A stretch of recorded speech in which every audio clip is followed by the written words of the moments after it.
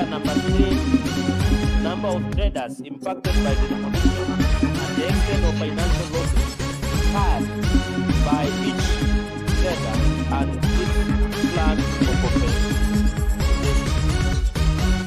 The Speaker, sir, number 4, right behind the demolition of Namgoi Trading Center in Nandi County, given that no alternative location was provided for the displaced traders at Namgoi Shopping Center, Mr. Speaker. And finally, the measures in place by the county government to compensate traders for the loss of businesses resulting from relocation, demolition from Kapsabet CBD town, and also from Namgoi Junction demolitions. I thank you, Mr. Speaker, sir.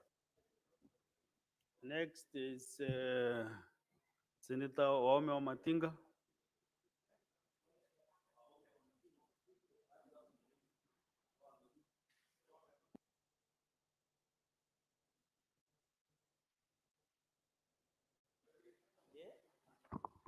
Thank you very much, Mr. Speaker, sir.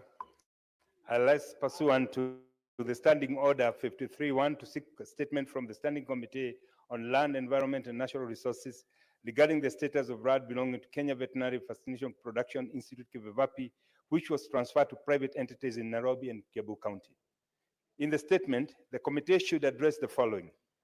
1, the circumstances under which land belonging to Kivevapi in Nairobi and Kiambu counties was alienated, registered under private ownership, including any administrative or legal lapses that allowed the transfer to occur. 2, the specific steps that, if any, taken by the Office of the Attorney General to protect Kivevapi's interests and to challenge or prevent the transfer of land from a public to a private entity. 3, clarification of the National Land Commission on how the land was excised and registered to a private property, and the collective actions being undertaken to ensure that the land is reverted to Kivevapi.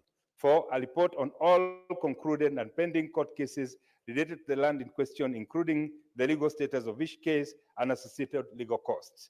5, plans by the Ministry of Agriculture, Livestock and Fisheries indicating how and when it intends to settle the legal fees incurred by Kivevapi in defending these land cases, and whether any policy reforms are underway to safeguard the institution land in future. Thank you, Mr. Speaker.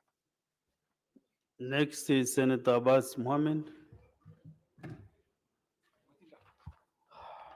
Thank you, Honorable Speaker. Honorable Speaker, I rise pursuant to Standing Order 531 to seek a statement from the Standing Committee of Health regarding the alarming increase of cancer cases in Wajir County, and it is possible to link the allegation of nuclear waste dumping in northern Kenya.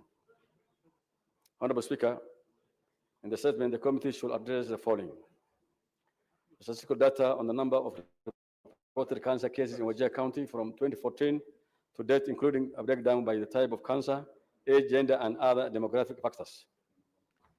Whether the Ministry of Health or any other relevant state agencies have conducted epidemiological and environmental studies to establish possible causes of the rising cancer cases in Wajir County, whether radioactive or other hazardous waste may have been illegally dumped in the past of northern Kenya. The investigations carried out by the National Environmental Management Authority, the Kenya Nuclear Regulatory Authority, or any other relevant bodies to ascertain the presence of nuclear or toxic waste in the northeastern part of Kenya, specifically in Wajir, Mandera, Garissa, Marsabit, and Selo counties in the potential area risks posed to be local communities. The measures the national government and county governments are undertaking to address the rising cancer cases in Wajir County, where the government intends to conduct a comprehensive environmental audit to determine the presence of hazardous waste in northern Kenya, and if confirmed, the steps that will be taken to remediate the affected areas. Thank you, Mr. Speaker. Next is the Senator for Isiolo County, Senator Fatuma Nduro. Thank you, Mr. Speaker. Mr. Speaker, I rise pursuant to Standing Order 53-1 to seek a statement from the Standing Committee on National Security, Defense and Foreign Relations concerning the rising insecurity in Isiolo County. Mr. Speaker, Isiolo County has witnessed a worrying escalation in violence, including rampant cattle rustling, killings, and increased lawlessness. These attacks have left children orphaned, women widowed, and entire communities living in fear. Most recently, on 26 March 2025, Mr. Nicholas Lorot, member of Isiolo County Assembly for Burat Ward, was shot in a shocking incident that has further underscored the urgent need for robust government intervention. In the statement, the committee should address the following: the progress of the police investigation into the shooting of Honorable Nicholas, including any leads, arrests, and efforts to ensure justice is served, the measures being taken to stem the proliferation of illegal firearms in Isiolo County, and steps to disarm and disband armed criminal elements. Number 3, interventions in place to combat drug abuse, particularly among the youths, which has been linked to rising insecurity in the region. 4, the reported cases of cattle rustling in the past 6 months, including the number of livestock stolen, casualties recorded, and recovery efforts undertaken by security agencies. And finally, the government's plan to enhance security presence in Isiolo, including a long-term strategy to restore lasting peace and stability through a comprehensive security sector overhaul. I thank you. Next is Senator Richard Onyonka. That statement is dropped. Next is Senator Minda Kibwana. She requested that a statement be read by Senator Tabitha Mutinda, who equally is not in the House. So the statement is dropped. Next, I want to give a few senators to make their comments, but my screen is disabled. Who can come to my rescue?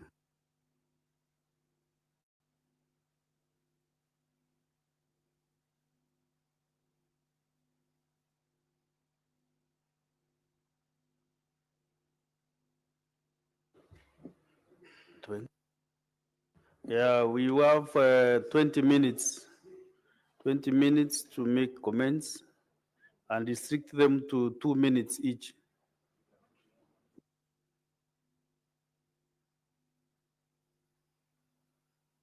Senator Esther Okenyuri.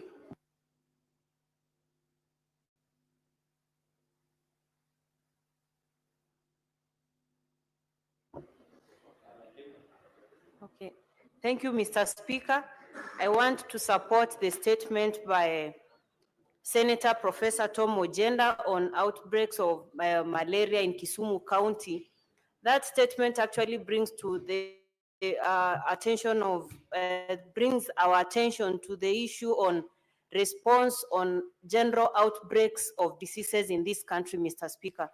So I would wish that the committee that would be looking into that, it's not just affecting Kisumu County, but many other counties which are having such challenges, just like the statement that was sought here some time back by the Wajir senator and the Mandera senator also. Mr. Speaker, I want to support the statement by Senator Cherargei on the demolition of market stalls of small-scale traders in Nandi, Mr. Speaker.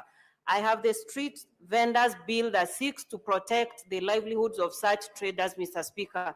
So when you destroy property that is owed by these people and they have incurred millions of losses, Mr. Speaker, where do we intend to take those people? Are we giving them alternative sources of income with the current economy that we have, Mr. Speaker? It's very sad that we are experiencing that in this time, Mr. Speaker, when we want to protect livelihoods by small traders who contribute effectively to this economy. And it is not just Nandi County. This is a disease affecting the 47 county governments, Mr. Speaker. I would wish that the county government find amicable ways of dealing with small-scale traders because they are equal shareholders of this country. Thank you, Mr. Speaker. Senator Daniel Maanzo Kitonga. Thank you, Mr. Speaker. I also rise to support Senator Chirigai. Mr. Speaker, there is a cardinal rule when you want to do demolitions. One, you have to give notice and possibly engage the citizens with their businesses because they have invested. And more important, before you demolish, I think county government or even national government has a mechanism to make sure these people understand what is happening. The best thing is even to identify alternative land for them in good time, so that if it is a road, is a road bypass or is a road reserve, there is a proper discussion. And in the first place, counties do not even allow any construction without approvals. So at approval level, you should be able to deny, other than approving people, they build, they put their businesses, and those stocks, Mr. Speaker, are huge. And then all of a sudden you demolish. That's how you promote crime in the country, impunity and nastiness within people. And that's how you end up now with, like the question from Isiolo, a lot of violence and the lawlessness because people are hopeless and they have no way of earning. And there is a growing population, Mr. Speaker, which needs to be safeguarded. So let the small business people be protected. That should be the main theme of the country. Thank you, Mr. Speaker. Senator Fohembu, Senator Mudigi Alexander.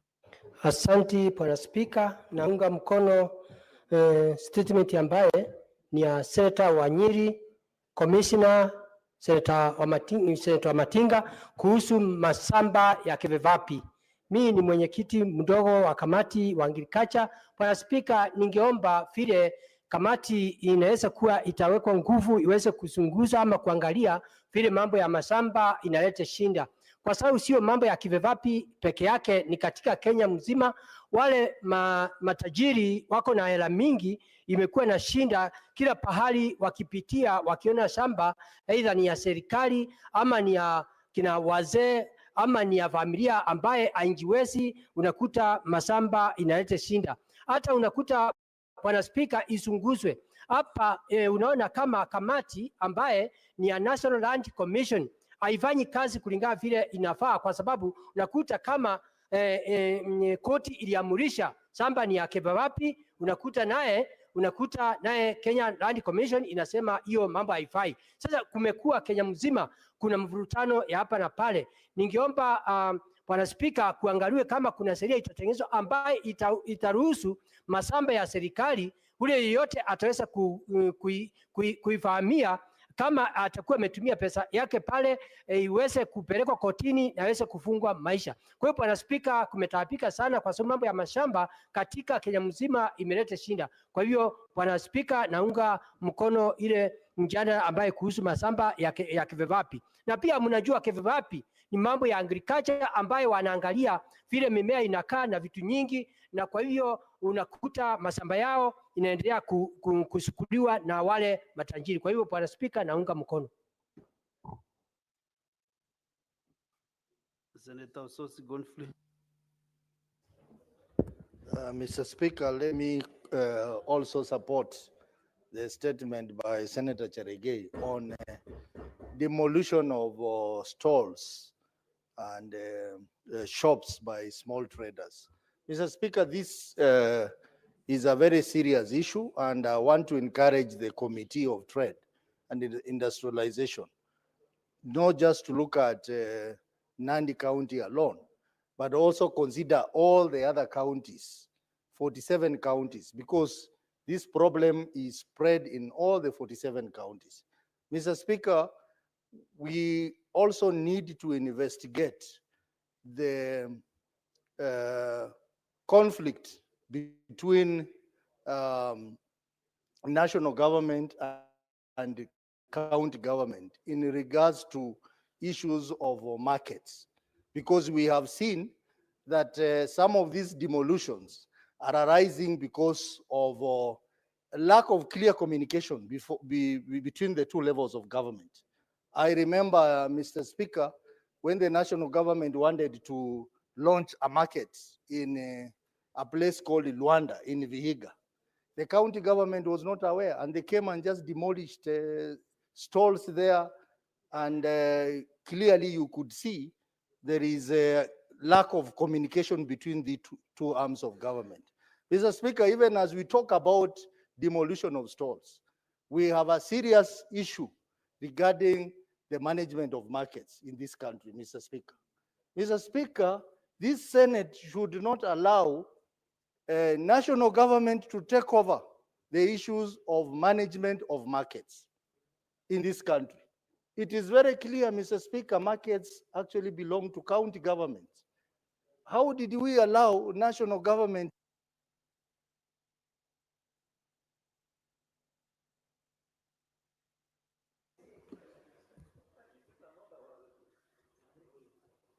Majority Rinda. Oh, sorry. Next time, Senator Sosi, don't say, give me 1 minute. That is why I've denied you. Next time, Senator Majority. Mr. Speaker, I just wanted to comment on this issue of Kevevapi, a very important institution that on many occasions, Mr. Speaker, people don't appreciate its value to the country. If it is true that there are parcels of land belonging to these institutions that have been transferred to public land, then to private hands, Mr. Speaker, then this House must sanction the right authorities. It must be known who they are, Mr. Speaker, for what interest, and those titles must be cancelled, and that institution must get back that which is rightfully its own. Mr. Speaker, there are many public institutions that continue to lose public property at the hands of unscrupulous dealers and people, land cartels, Mr. Speaker, over the years. I went to, for example, Mr. Speaker, my own county referral hospital last month. And to my utter shock, I realized that they don't have even a copy of their title. I have since written to the Minister for Lands and the PS, who have assured me that they are processing it, because even them at the national government, they didn't have those records. Therefore, Mr. Speaker, this is a conversation that we must have as a House on title deeds to public institutions, Mr. Speaker. Otherwise, with this increasing population and the demand for land, Mr. Speaker, many public institutions will lose out on their land, and we must do something about it. Therefore, I hope that this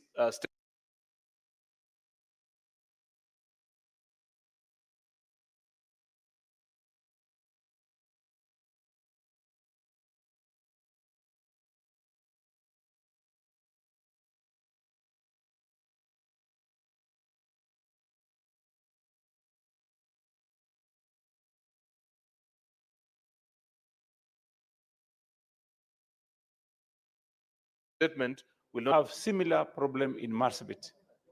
Can you please protect me against this guy? Thank you. So,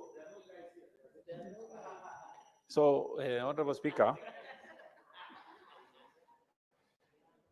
the issue of cancer, Honorable Speaker, is in Marsabit, Wajir, and Mandera areas.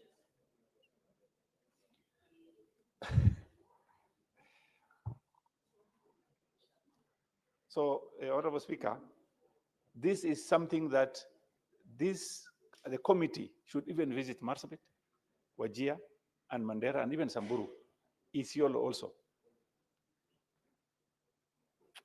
No.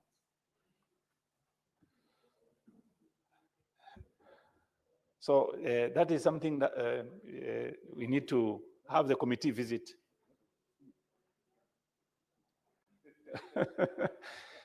This guy is distracting me. So basically, Honorable Speaker, I would wish the committee should visit Marsabit, Wajir, and Mandera. On the issue of Kevevapi, Honorable Speaker, Kevevapi have lost acres and acres of land, and they are very soon going to lose even Kevevapi itself. There are Indians, Asians coming from India, they want to take over Kevevapi. Don't even worry about the land. The biggest worry, they want to, similar Adani issue is being, they're trying to take over Kevevapi. So, Honorable Speaker, the committee should even go further and even start investigating.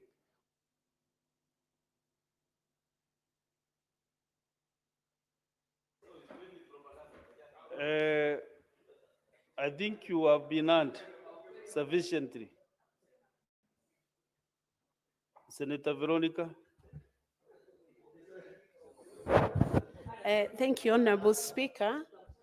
First of all, I want to support the statement brought to this House by Senator Cheradigei from Nandi County on the exclusion of girls from certain sports or restriction based on age. Honorable Speaker, first of all, gender equality is a constitutional right. And under Article 27 of our Constitution, that article speaks into the issues of both male and female being treated equally and being given and being accorded opportunities in whatever sphere equally without any form of discrimination based on age or based on sex or based on gender. And hence, Honorable Speaker, any policy that is being sent to JSS or being sent to the schools to discriminate girls from certain sports or discriminate certain students based on age, Honorable Speaker, would then amount to a breach or a violation of Article 27.3 and Article 27.4. In fact, Honorable Speaker, the state is enjoined to ensure that they design strategies to ensure that any disadvantages that are being faced by either boys or girls should be addressed and should be removed. Those disadvantages, strategies must be taken to remove those disadvantages to ensure there is equality of treatment on both boys and girls, Honorable Speaker. So it's very sad to hear that schools or even systems of schools could be planning sports with exclusion to the girl child, Honorable Speaker. Honorable Speaker, the Sports Act is also aimed at sports development, Honorable Speaker. Sports development for both girls and boys to help in mental health issues, to help in physical health. That's the end of the statement, Hawa. The 20 minutes that are allocated. So we go to the next order now. Order number 8, motion. Report of the Standing Committee on Energy on its inquiry into the liquefied petroleum gas, LPG, explosion in Maradi area, Embakasi, Nairobi City County. Honorable Senators, I want first to ascertain that this matter does not affect counties. And number 2, I want to confirm that we have quorum to put the question.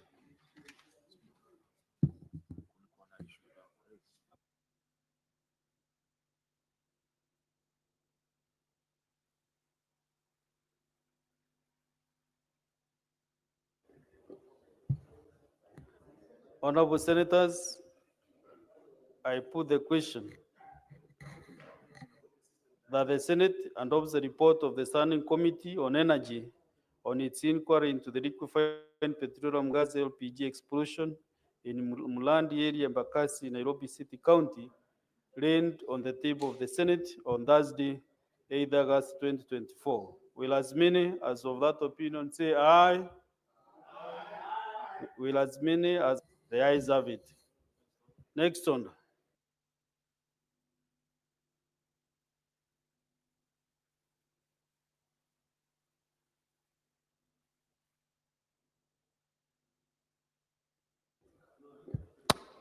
Yeah, we have, we can go to the next.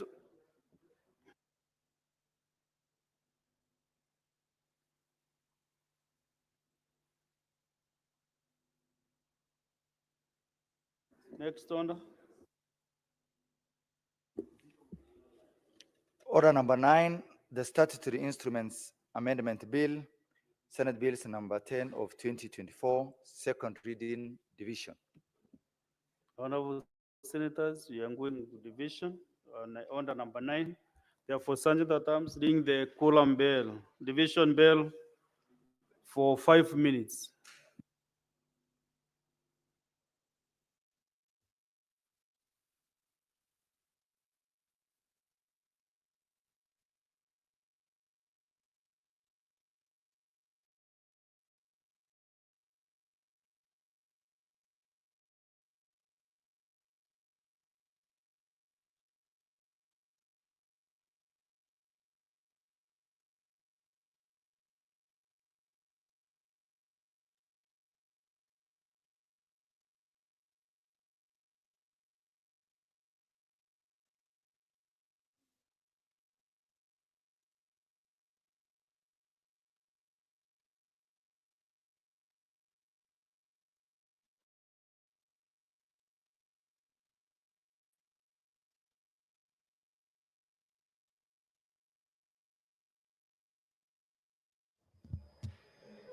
The division bell is on the ring mode at the Senate this afternoon after the Deputy Speaker of the House directed that the division bell be rung for 5 minutes.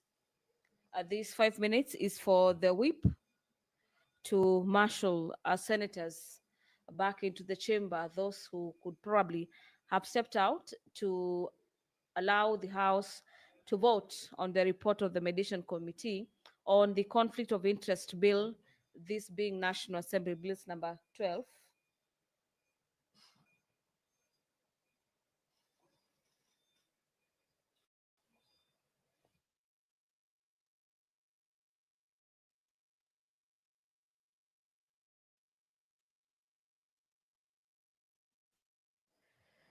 The quorum bell is on ring mode, and the House will be voting shortly on the Statutory Instruments Amendment Bill.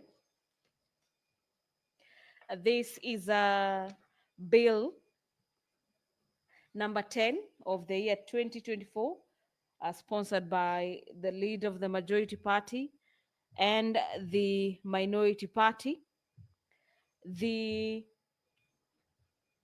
debate on this bill has already been concluded upon, and what remains is for the House to vote on the Statutory Instruments Bill.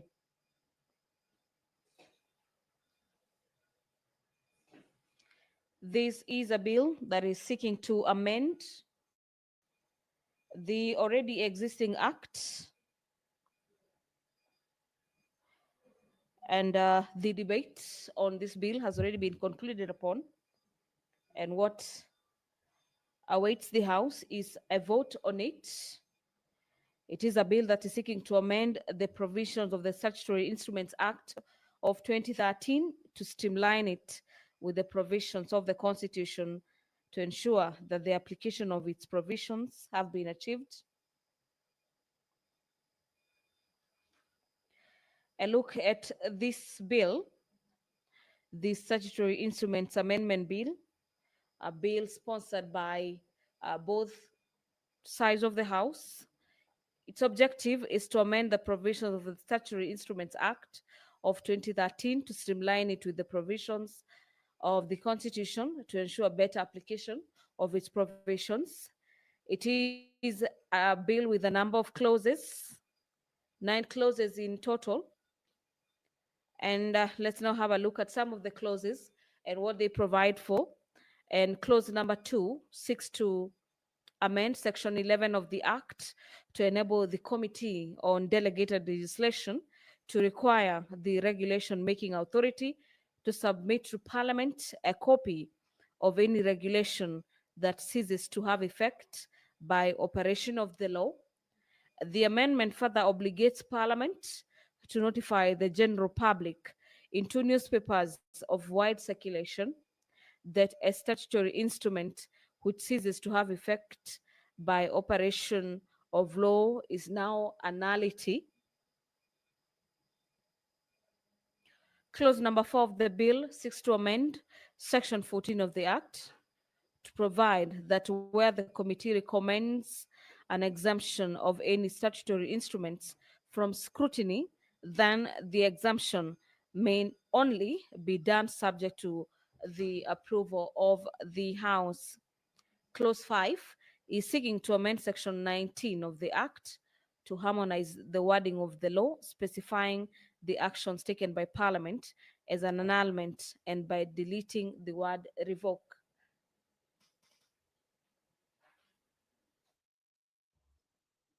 Again, link the division bell for another 5 minutes.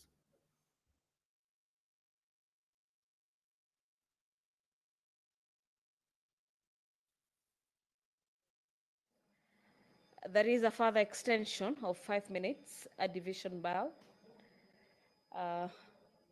for the whip to get the numbers to vote on this bill, the Statutory Instruments Amendment Bill, a bill from the Senate, Bill number 10 of the year 2024.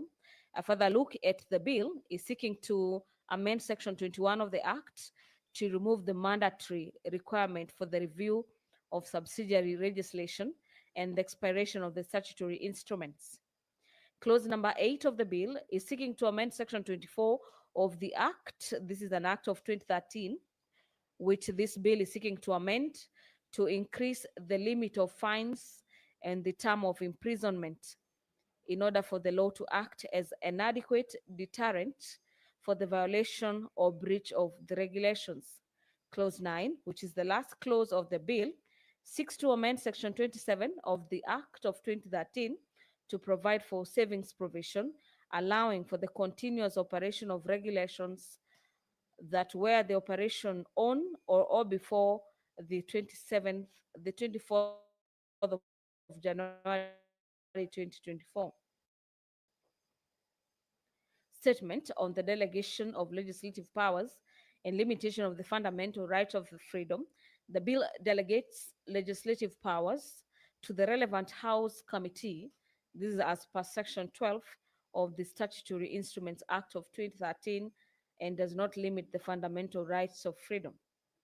Statement on the bill not being a money bill within the meaning of Article 114 of the Constitution. The enactment of the Statutory Instruments Bill does not occasion an expenditure on the public funds. This is a bill that is seeking to amend the existing Act on the statutory instruments. The debate on this bill has already been concluded upon, and what remains is for the vote to be taken by the House.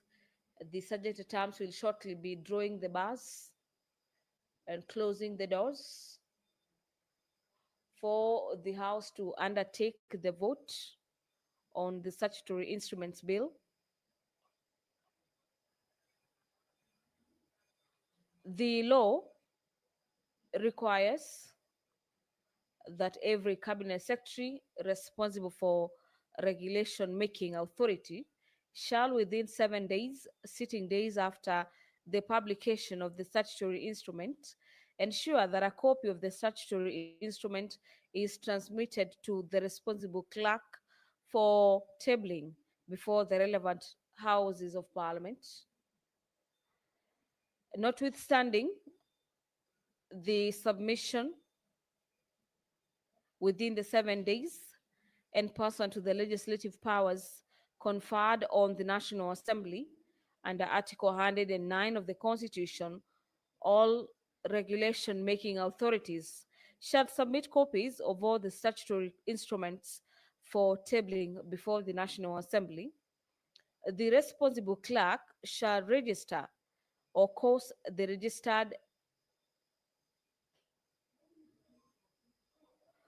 responsible clerk shall register or cause to be registered every statutory instrument transmitted to the respective house for tabling and laying.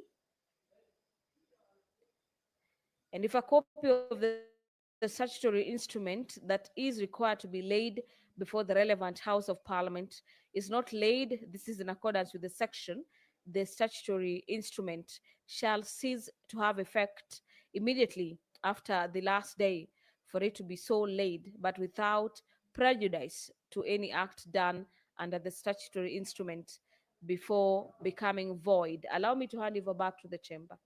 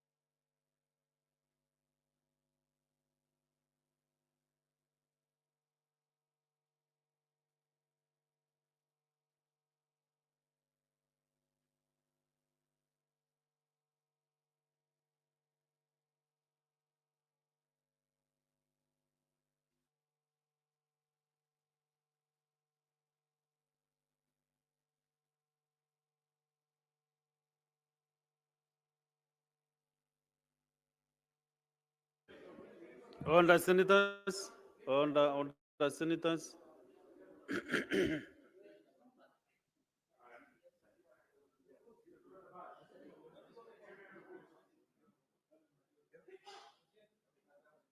Honourable Senators.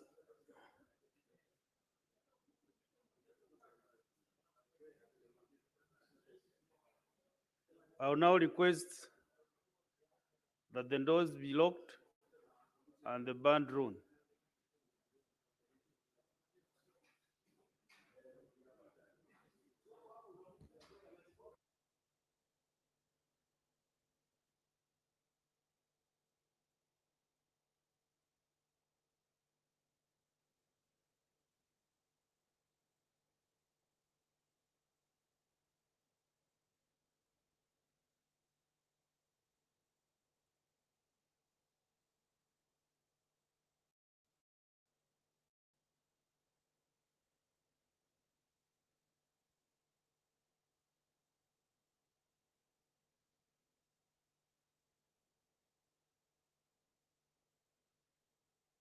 Honourable Senators, can you resume your seats now?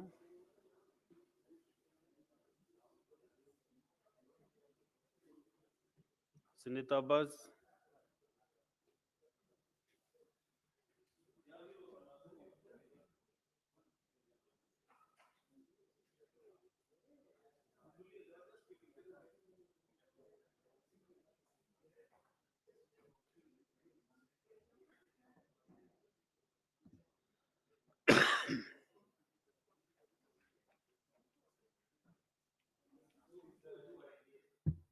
Honourable Senators, I now put the question that the Statutory Instruments Amendment Bill, Senate Bills number 10 of 2024, be now read a second time.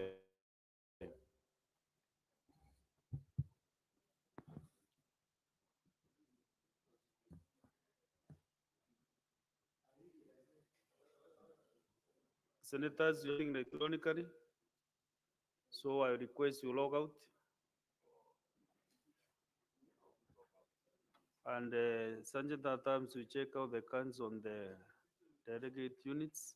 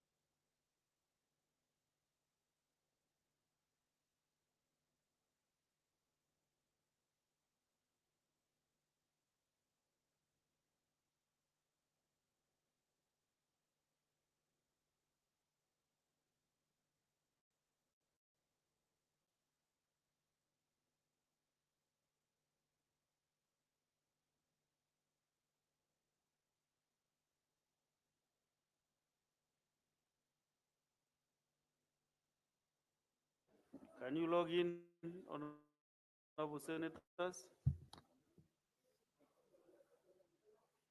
Is it?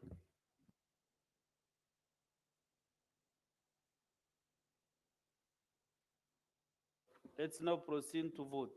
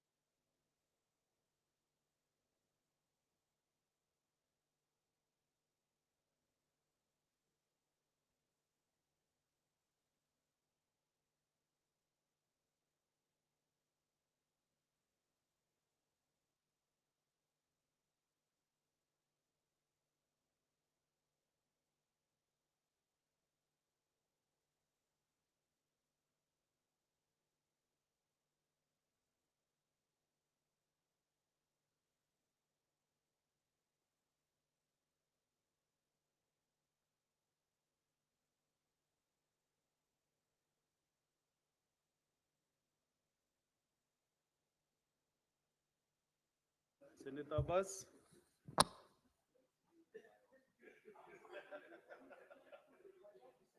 Senator Abbas, Senator Mazayo.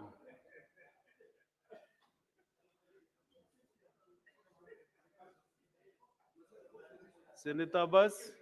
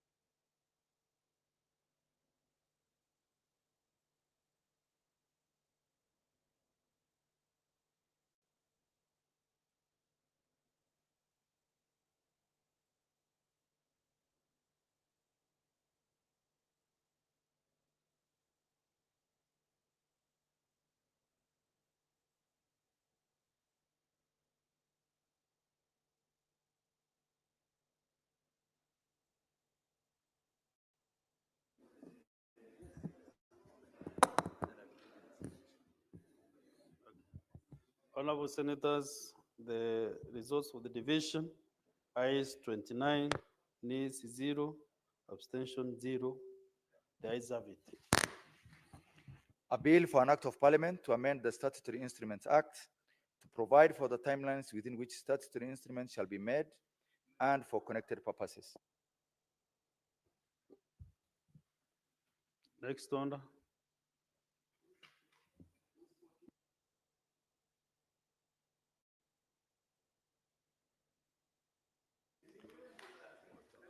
Order number 10, motion. Report of the Mediation Committee on the Conflict of Interest Bill, National Assembly Bills number 12 of 2023, division.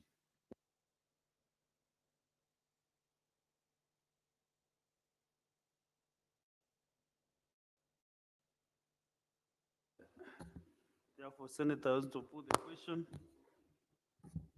that the Senate adopts the report of the Mediation Committee on the Conflict of Interest Bill, National Assembly Bills number 12 of 2023, laid on the table of the Senate on Thursday, 5th December 2024, and further that pursuant to Article 113(2) of the Constitution and the Standing Order 167(3) of the Senate, approves the mediated version of the bill.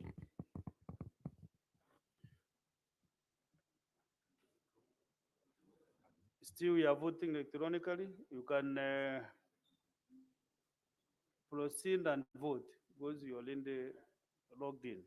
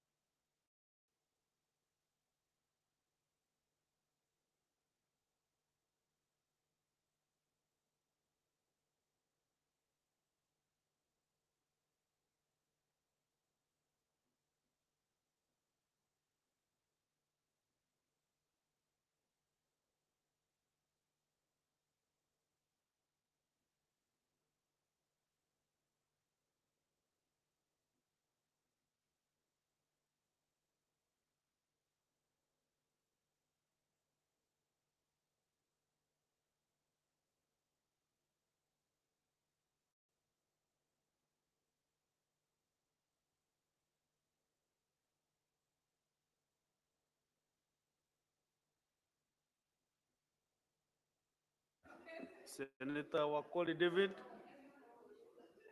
approach the table. Senator Mazayo.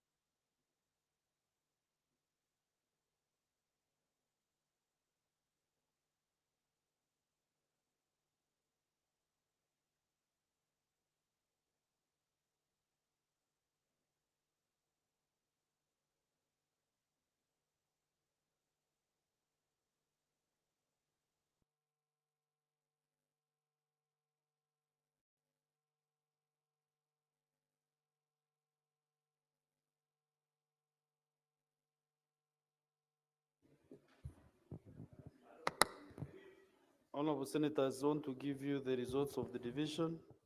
Ayes, Senator Mudigi. Ayes 29, nays 0, abstention 0. The ayes have it.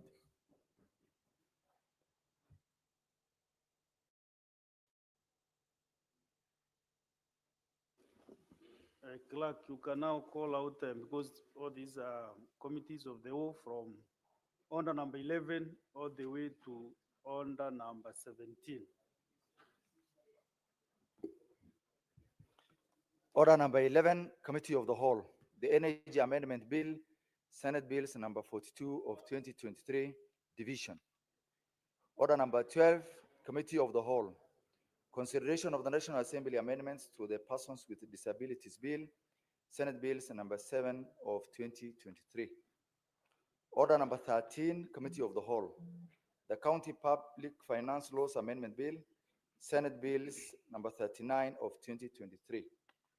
Order number 14, Committee of the Whole, the County Assembly Services Amendment Bill, Senate Bills number 34 of 2023. Order number 15, Committee of the Whole, the County Assembly's Pension Scheme Bill, Senate Bills number 14 of 2024. Order number 16, Committee of the Whole. The National Disaster Risk Management Bill, National Assembly Bills number 24 of 2023. Order number 17, Committee of the Whole. The Land Amendment Bill, National Assembly Bills number 40 of 2022.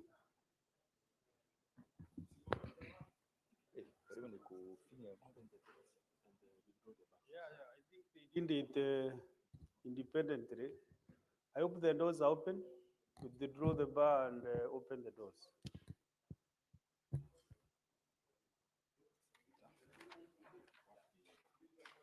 Sasa jambo langu limefunguliwa.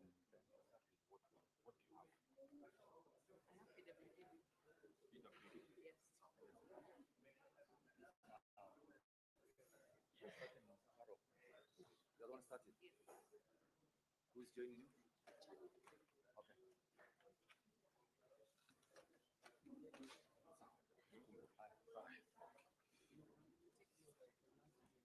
Open the doors.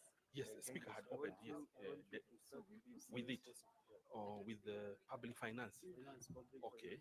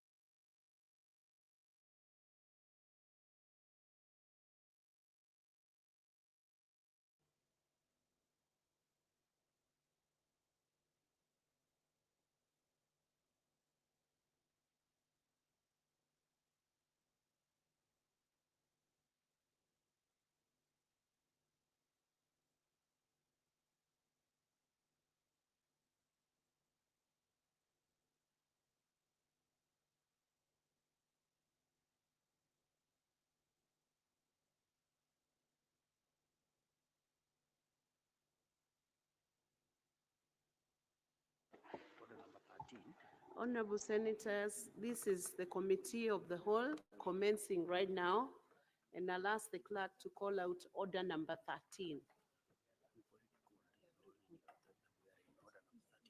So we are in order number 13,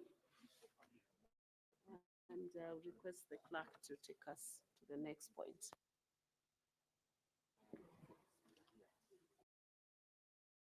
The County Public Finance Laws Amendment Bill, Senate Bill number 39 of 2023, clauses 3, 4, and 5. I propose the question that clause 4 and 5 be part of the bill. I put the question that clauses 3, 4, and 5 be part of the bill, division at the end. Clause 6. I propose the question that clause 6 be part of the bill, and I want to invite the chairperson, Standing Committee on Finance and Budget, to move the amendment. Senator Tabitha, can you take up on behalf of the chair for the Standing Committee on Finance and Budget?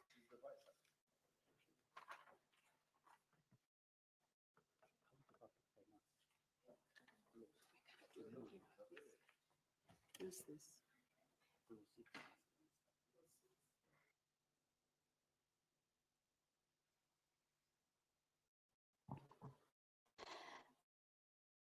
Madam Chair, I propose that clause 6 be amended as proposed.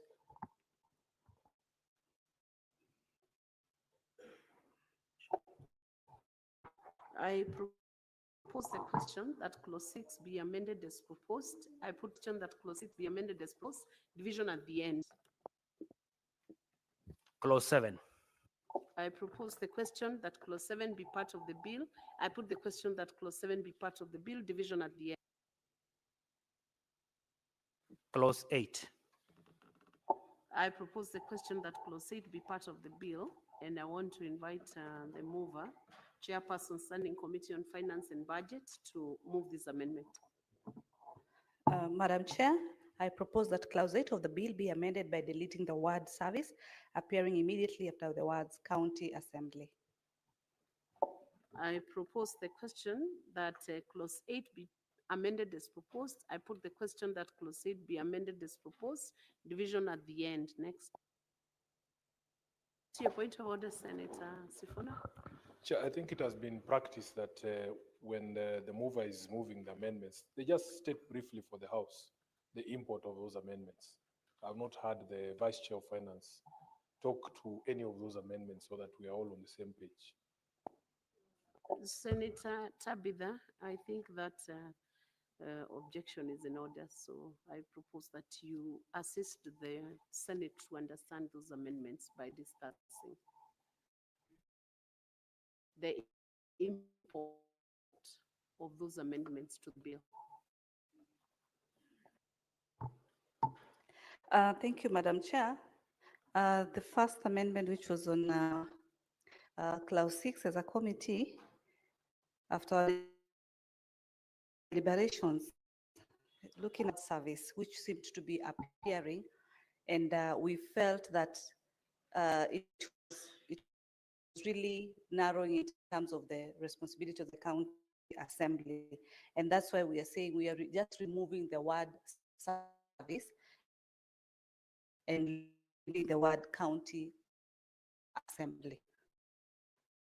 Because it's not, it's the assembly.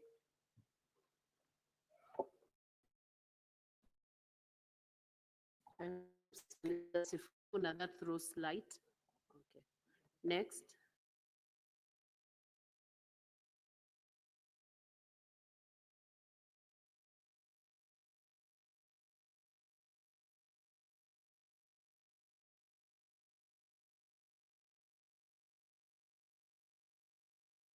Clause 9.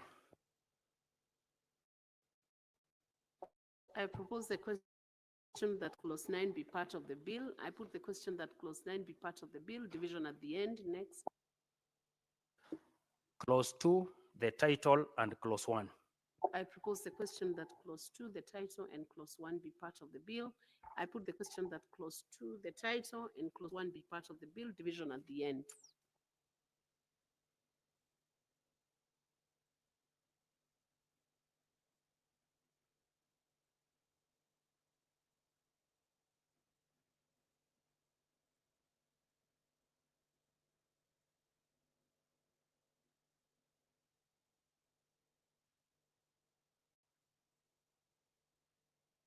Honorable Senators, the report will be done later, so we move to the next bill. So next order.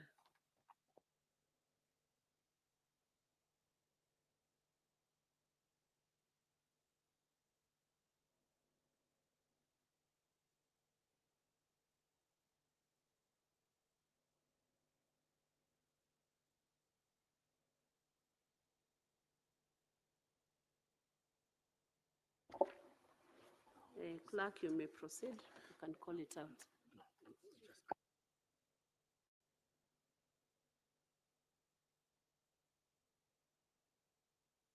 Honorable Senators, we are moving to consider the National Assembly amendments to the Persons with Disabilities Bill, Senate Bills number 7 of 2023.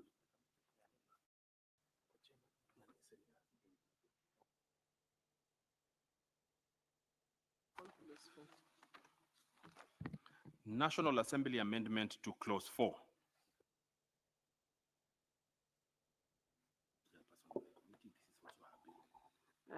I would request Senator Asige to stand in for the Chairperson Standing Committee on Labor and Social Welfare, and also in view of the fact that she is the mover of this bill. This approach will help you, the clerk will help you to give the amendment that you should be moving now. So clerk, can you assist Senator Asige to have the amendment? You have to. Do you have the amendment, Senator? Chair's guide, but I do not have the amendments before me. And even if I did, Chair, it would be difficult for me to move through two different documents on one device. It's in the order paper. Maybe you can assist her to approach. Chair. Yes, Senator Aaron. King Chair is that she'll need somebody else to check on the second document. She can do one, but not two documents at the same time. So she'll need somebody else to help on the second document.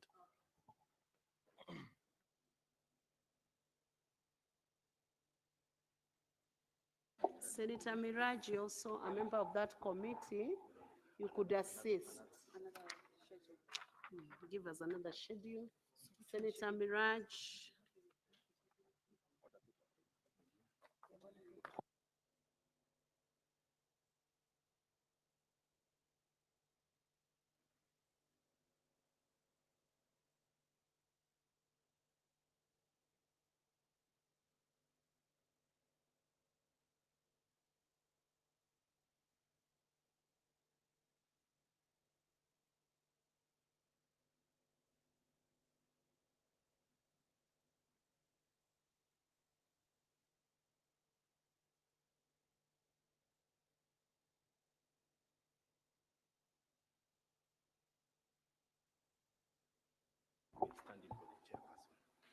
So Senator Miraj will now stand in for the chairperson. So you may proceed to move the amendment.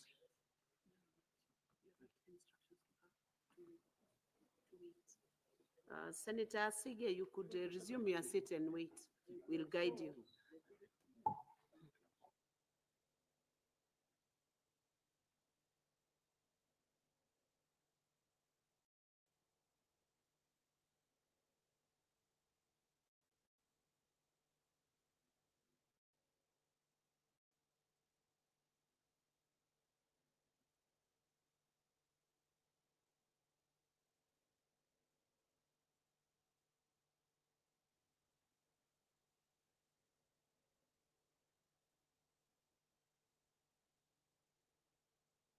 Senator Asige. Speaker, I would just want to make a quick comment. Speaker, I am wondering, this is for clarification, why is it that this particular order has been in the order paper, but it has not been furnished to me if I was supposed to move, Chair?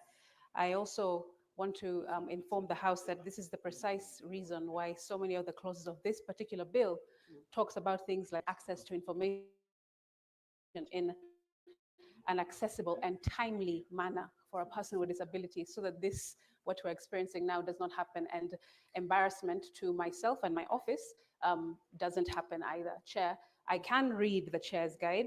I just requested that if, as has been requested by Senator for Nairobi, a justification needs to be made on said clause, that document I cannot read at the same time as the chair's guide. So it would be great if some accommodation can be made for me as a person with disability, so that we can exercise the very provisions that we are here to pass right now. Thank you, Senator Sige. I can clarify that. The Secretariat is making every effort always to make sure that you're not left out or excluded. This amendment was to be moved by the chairperson, Standing Committee on Labor and Social Welfare. You have only been called upon to take up that position because the chairperson was not in, just like we have done, or the chairperson is now back, just like we have done with the Finance and Budget Committee. So nothing unusual has been done. You were only stepping in to fill a gap, a temporary gap, but now we have the chair actually on board. So even Miraj is relieved. Senator Miraj is equally relieved from that responsibility. You will only step in at the point when you're supposed to step in. But nonetheless, let the Secretariat make additional efforts to give you the order paper if you do not have it. The procedure is in the order paper, which I believe you already have. Thank you. Proceed on Chair, Standing Committee on Labor and Social Welfare.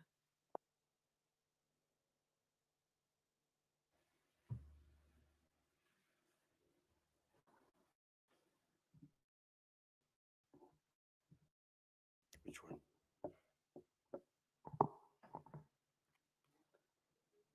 Honorable Speaker, I beg to move that the National Assembly amendment to be approved. Clause 4.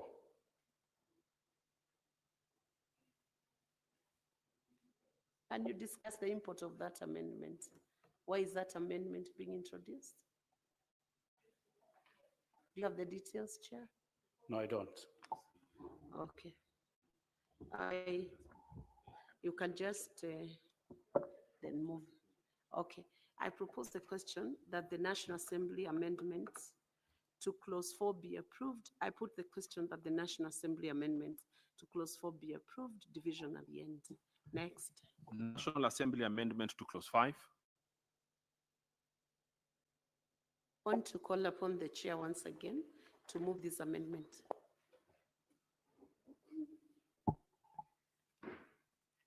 Honorable Speaker, I beg to move that the National Assembly amendment be approved.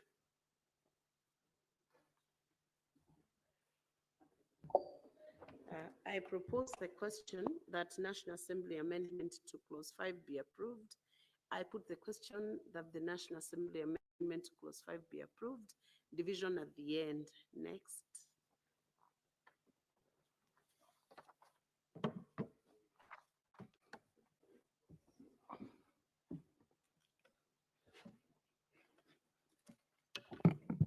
National Assembly amendment to clause 6. Chairperson.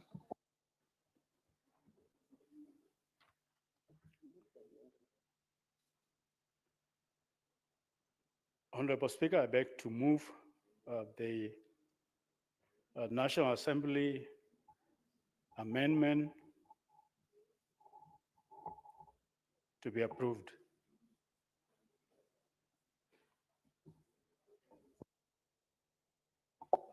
Chairperson, could you please refer to the clause you're making amendments to?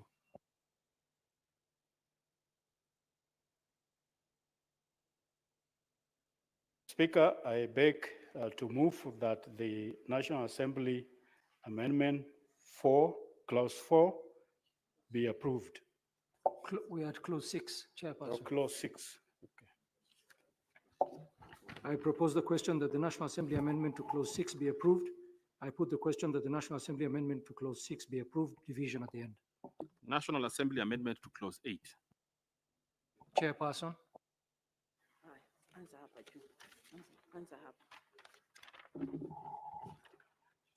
Honorable Speaker, I beg to move that the National Assembly Amendment Clause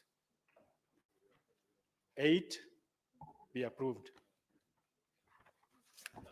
I propose the question that the National Assembly amendment to clause 8 be approved. I put the question that the National Assembly amendment to clause 8 be approved, division at the end. National Assembly amendment to clause 11.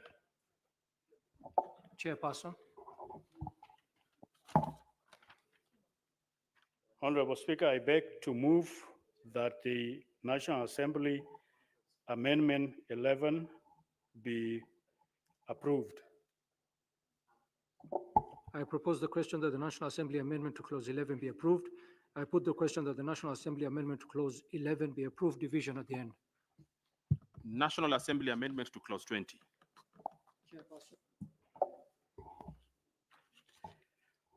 Honorable Speaker, I beg to move that the National Assembly Amendment 20 to be approved.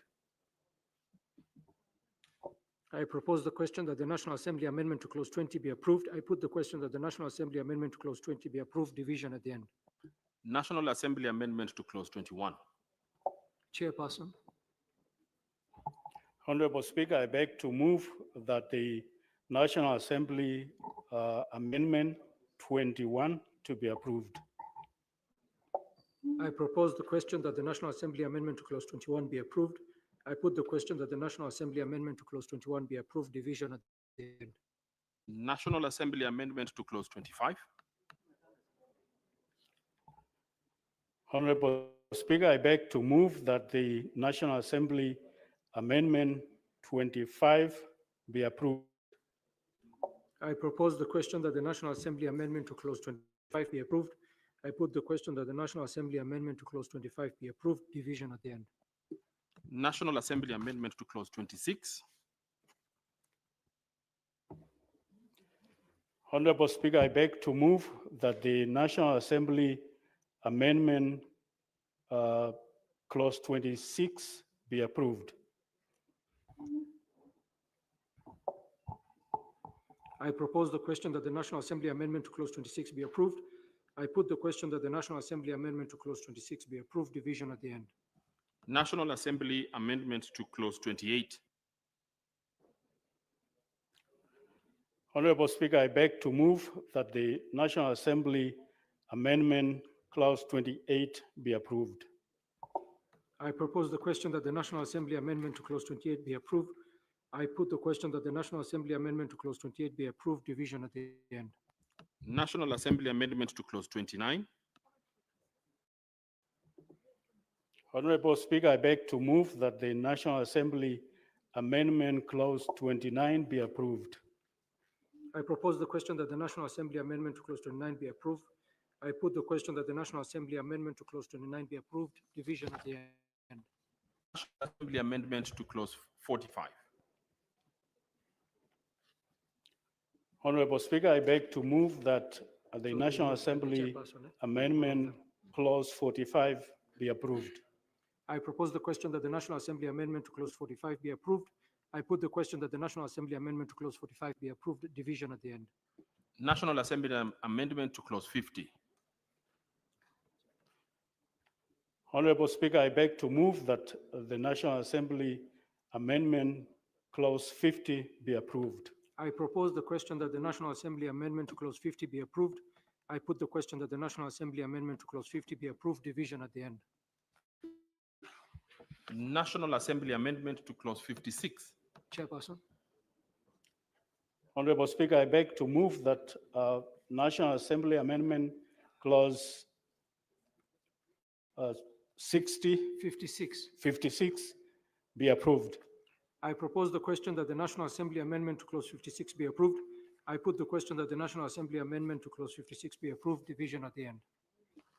National Assembly amendment to clause 62. Chairperson. Honorable Speaker, I beg to move that the National Assembly Amendment Clause 62 be approved. I propose the question that the National Assembly amendment to clause 62 be approved. I put the question that the National Assembly amendment to clause 62 be approved, division at the end. National Assembly amendment to clause 63. Chairperson. Honorable Speaker, I beg to move that the National Assembly Amendment Clause 63 be approved. I propose the question that the National Assembly amendment to clause 63 be approved. I put the question that the National Assembly amendment to clause 63 be approved, division at the end. National Assembly amendment to clause 65. Chairperson. Honorable Speaker, I beg to move that the National Assembly Amendment Clause 65 be approved. I propose the question that the National Assembly amendment to clause 65 be approved. I put the question that the National Assembly amendment to clause 65 be approved, division at the end. National Assembly amendment to clause 66. Chairperson. Honorable Speaker, I beg to move that the National Assembly Amendment Clause 66 be approved. I propose the question that the National Assembly amendment to clause 66 be approved. I put the question that the National Assembly amendment to clause 66 be approved, division at the end. National Assembly amendment to clause 72. Chairperson. Honorable Speaker, I beg to move that National Assembly Amendment Clause 72 be approved. I propose the question that the National Assembly amendment to clause 72 be approved. I put the question that the National Assembly amendment to clause 72 be approved, division at the end. National Assembly amendment to clause 74. Chairperson. Honorable Speaker, I beg to move that the National Assembly Amendment Clause 74 be approved. I propose the question that the National Assembly amendment to clause 74 be approved. I put the question that the National Assembly amendment to clause 74 be approved, division at the end.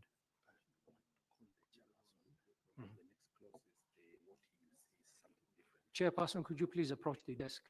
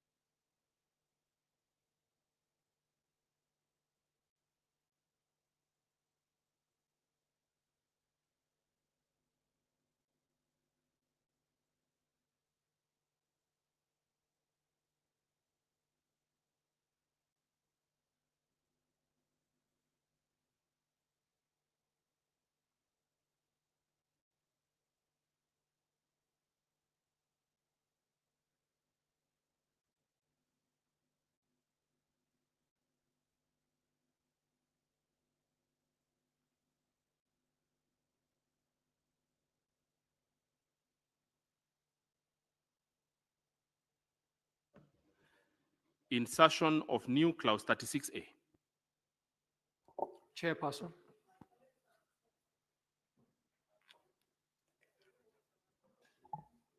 Mr. Speaker, sir, I beg to move that the National Assembly Amendment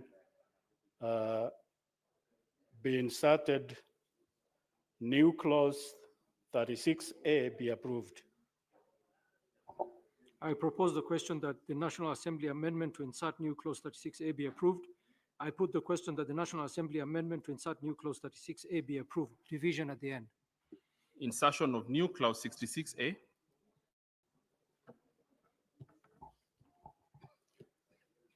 Mr. Speaker, sir, I beg to move that the National Assembly Amendment be inserted, a new clause 66A be approved.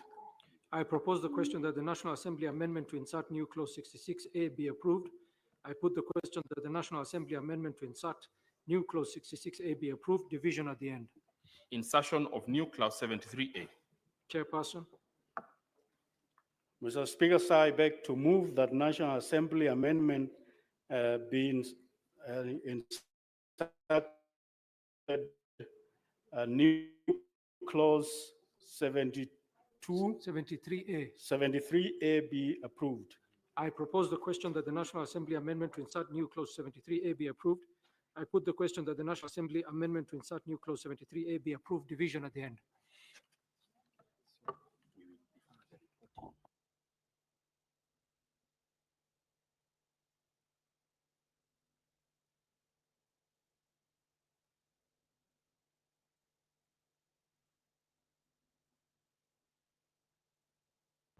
Honorable Senators, we will defer the division and proceed to the next order, the County Assembly Services Amendment Bill, Senate Bill number 34 of 2023.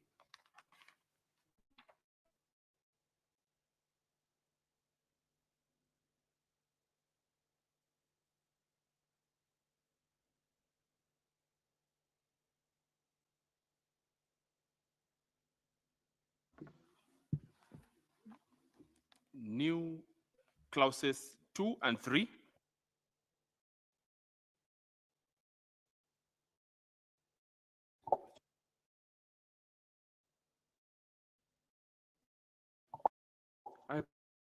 propose the question that clause 2 and 3. Clause 4. I propose the question that clause 4 be part of the bill. Chairperson, Standing Committee on Devolution and Intergovernmental Relations. Honorable Speaker, that the bill be amended by deleting the clause 4. I propose the question that clause 4 be deleted. I put the question that clause 4 be deleted, division at the end. Clause 5. I propose the question that clause 5 be part of the bill. Chairperson. Honorable Chair, I propose that the bill be amended by deleting clause 5. I propose the question that clause 5 be deleted. I put the question that clause 5 be deleted, division at the end. Clauses 6, 7, 8, 9, and 10. I propose the question that clauses 6, 7, 8, 9, and 10 be part of the bill. I put the question that clauses 6, 7, 8, 9, and 10 be part of the bill, division at the end. The title and clause 1. I propose the question that the title clause 1 be part of the bill. I put the Honorable Senators will refer the reporting and proceed to the next order, the County Assembly's Pension Scheme Bill, Senate Bill number 14 of 2024.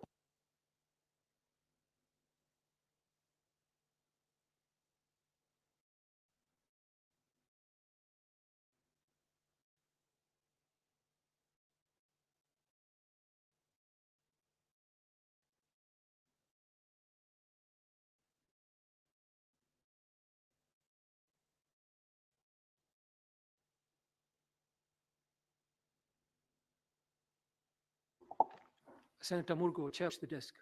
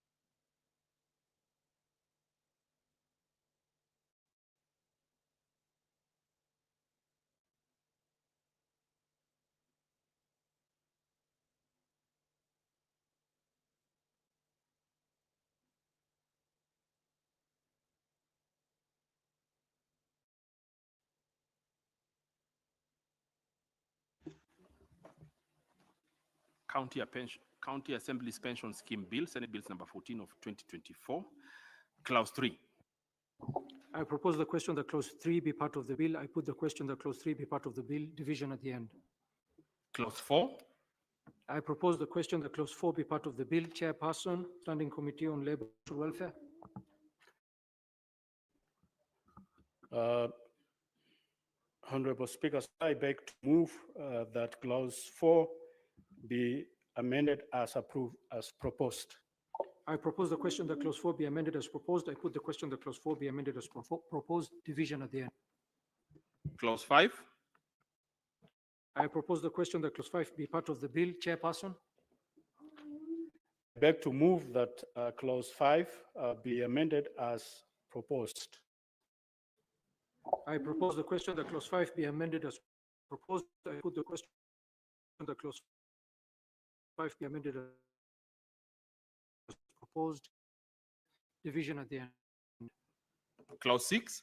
I propose that clause 6 be part of the bill. Move that clause 6 as proposed. I propose the question that clause 6 be amended as proposed. I put the question that clause 6 be amended as proposed, division at the end. Clauses 7 and 8. I propose the question that clause 7 and 8 be part of the bill. I put the question that clauses 7 and 8 be part of the bill, division at the end. Clause 9. I propose the question that clause 9 be part of the bill. Chairperson. I beg to move that clause 9 be amended as proposed. I propose the question that clause 9 be amended as proposed. I put the question that clause 9 be amended as proposed, division at the end. Clause 10. I propose the question that clause 10 be part of the bill. I put the question that clause 10 be part of the bill, division at the end. Clause 11. I propose the question that clause 11 be part of the bill. Move, Chairperson. I beg to move that clause 11 be amended as proposed. I propose the question that clause 11 be amended as proposed. I put the question that clause 11 be amended as proposed, division at the end. Clause 12.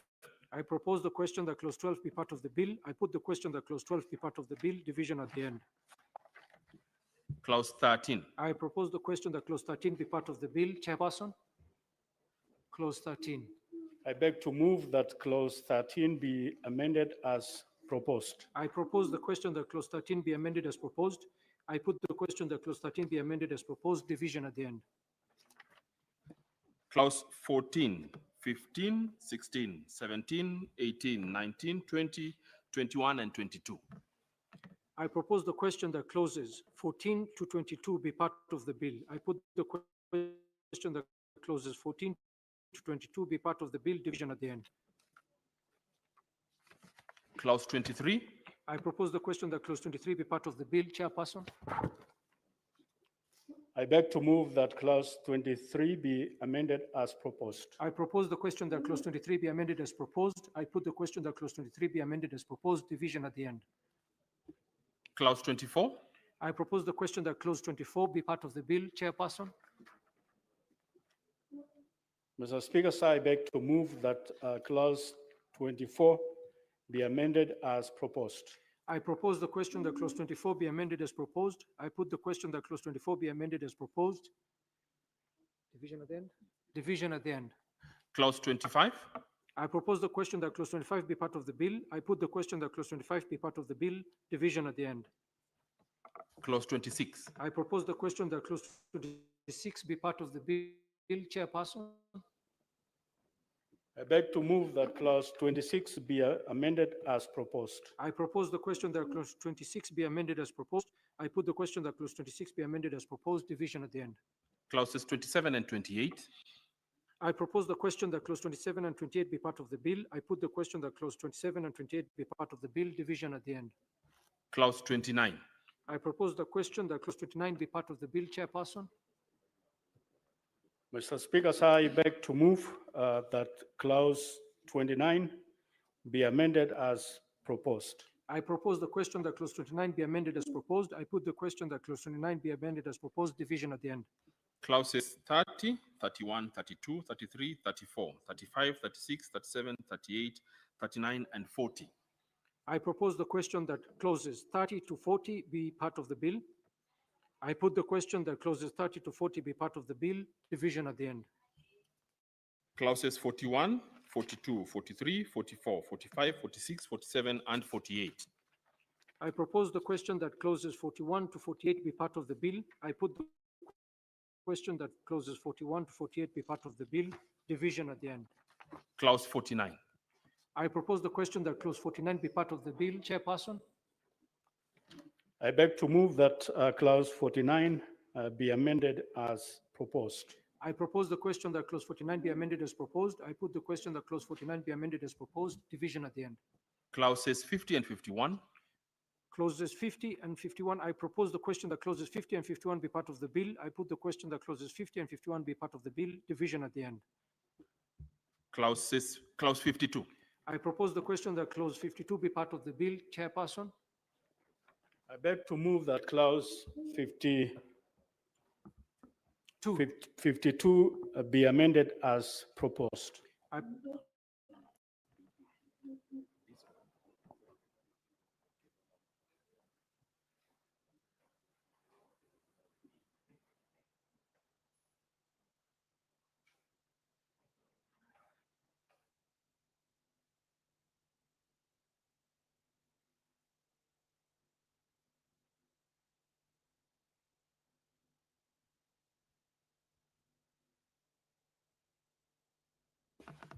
Clause 52.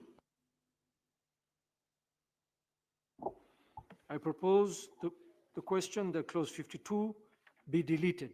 Chairperson,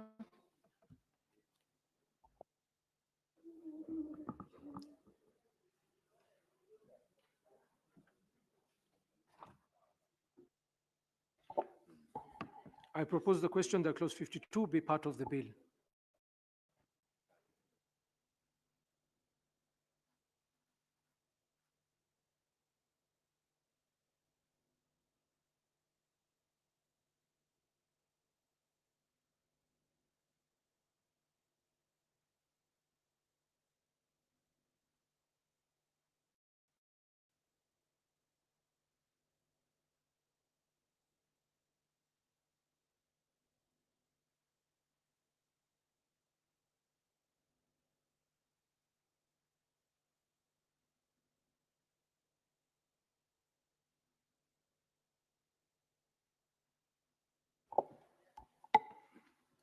Chairperson,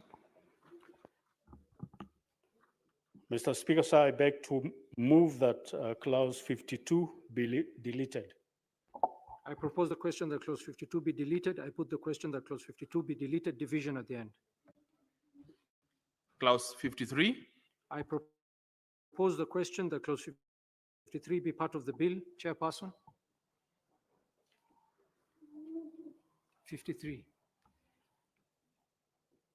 I beg to move that clause 53 be deleted, Be amended be amended, as proposed. be amended as proposed. I propose the question that clause 53 be amended as proposed. I put the question that clause 53 be amended as proposed, division at the end. Clause 54. I propose the question that clause 54 be part of the bill. I put the question that clause 54 be part of the bill, division at the end. New clause. Insertion of new clause. New clause 46A. Chairperson, new clause. I beg to move that new clause 56A 46A. 46A be now read a second time. I propose the question that new clause 46A be now read a second time. I put the question that new clause 46A be now read a second time, division at the end. New clause 46B. Chairperson, I beg to move that new clause 46B be now read a second time. I propose the question that new clause 46B be now read a second time. I put the question that new clause 46B be now read a second time, division at the end. Clause 2. I propose the question that clause 2 be part of the bill. Chairperson, I beg to move that new clause. no, just clause 2, proposed as amended. I beg to move that clause 40. Clause 2, Clause 2 be amended as proposed. I propose the question that clause 2 be amended as proposed. I put the question that clause 2 be amended as proposed, division at the end. The title? I propose the question that the title be part of the bill, Chairperson. I beg to move that the title be part of the bill, be amended as proposed. Be amended as proposed. I propose the question that the title be amended as proposed. I put the question that the title be amended as proposed, division at the end. Clause 1? I propose the question that clause 1 be part of the bill. I put the question that clause 1 be part of the bill, division at the end.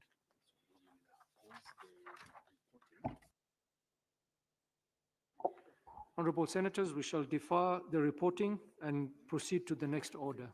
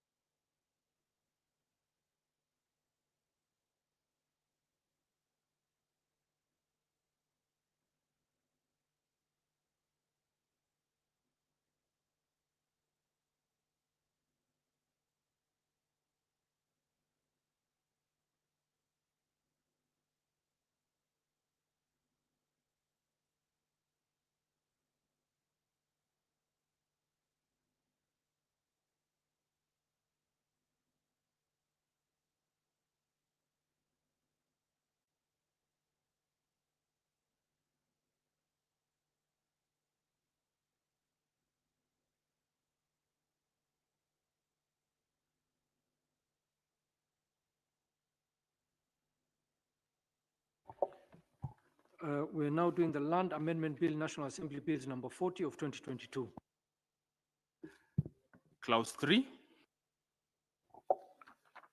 I propose the question that clause 3 be part of the bill. Chairperson. I beg to move that clause 3 be amended as proposed. I propose the question that clause 3 be amended as proposed. I put the question that clause 3 be amended as proposed, division at the end. Clause 2, the title and clause 1? I propose the question that clause 2, the title and clause 1 be part of the bill. I put the question that clause 2, the title and clause 1 be part of the bill, division at the end. We shall defer reporting of this bill and move to the next order.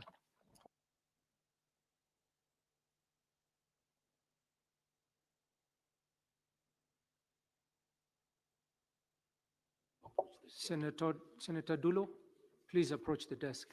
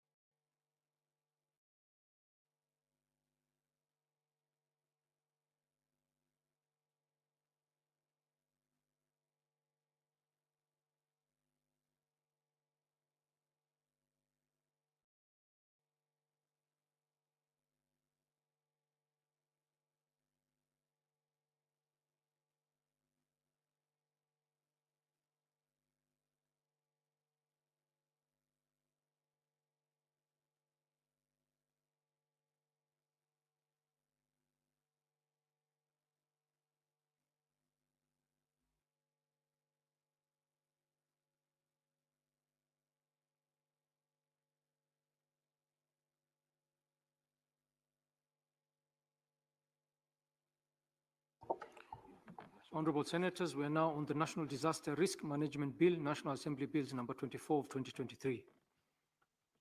Clause 3. I propose the question that clause 3 be part of the bill.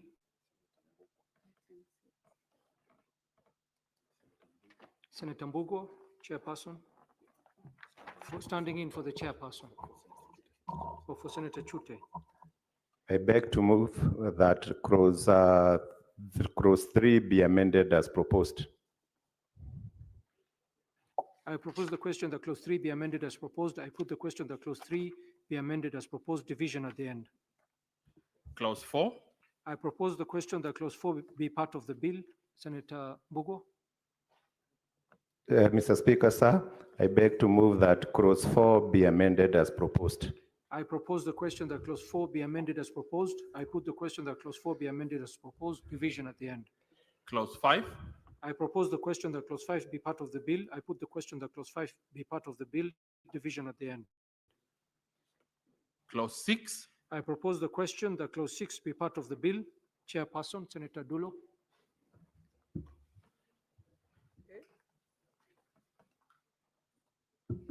Clause 6.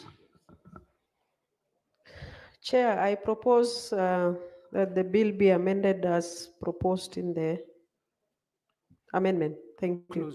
Clause 6. Clause 6, yes. Clause 6 be amended as proposed.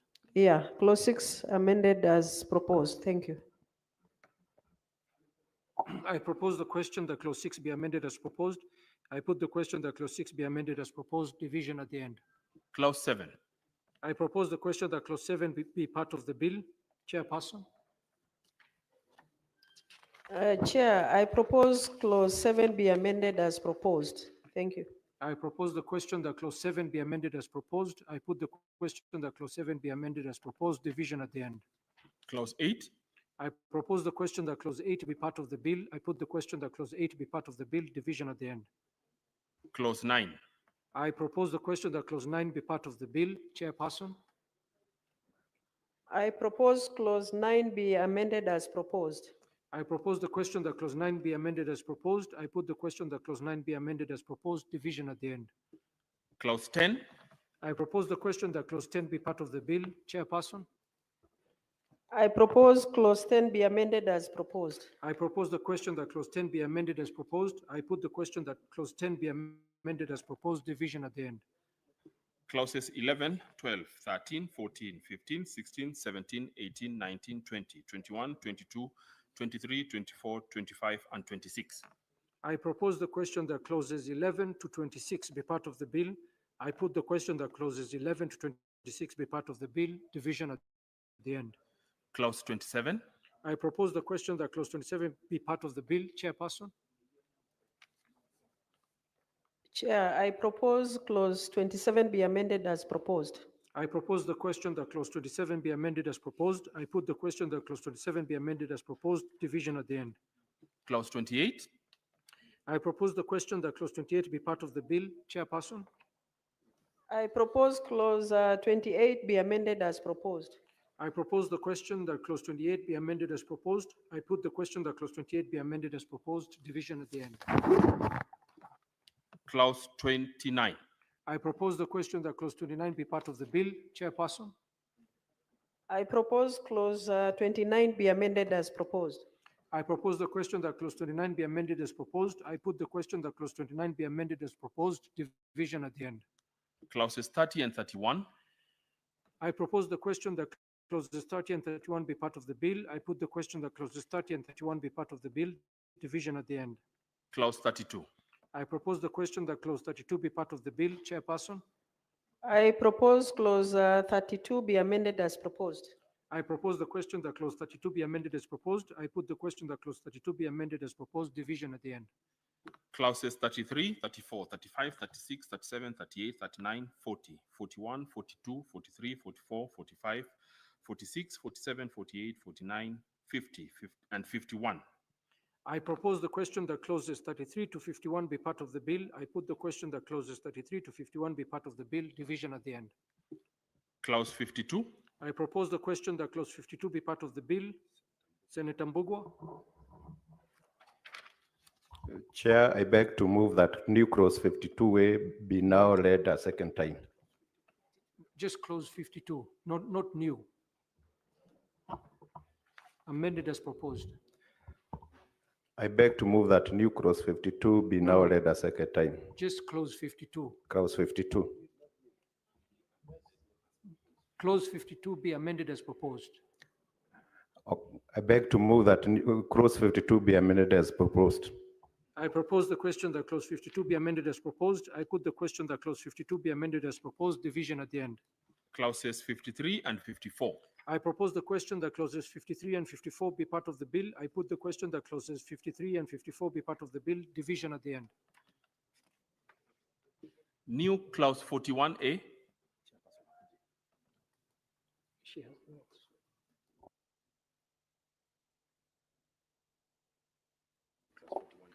Chairperson, new clause 41A.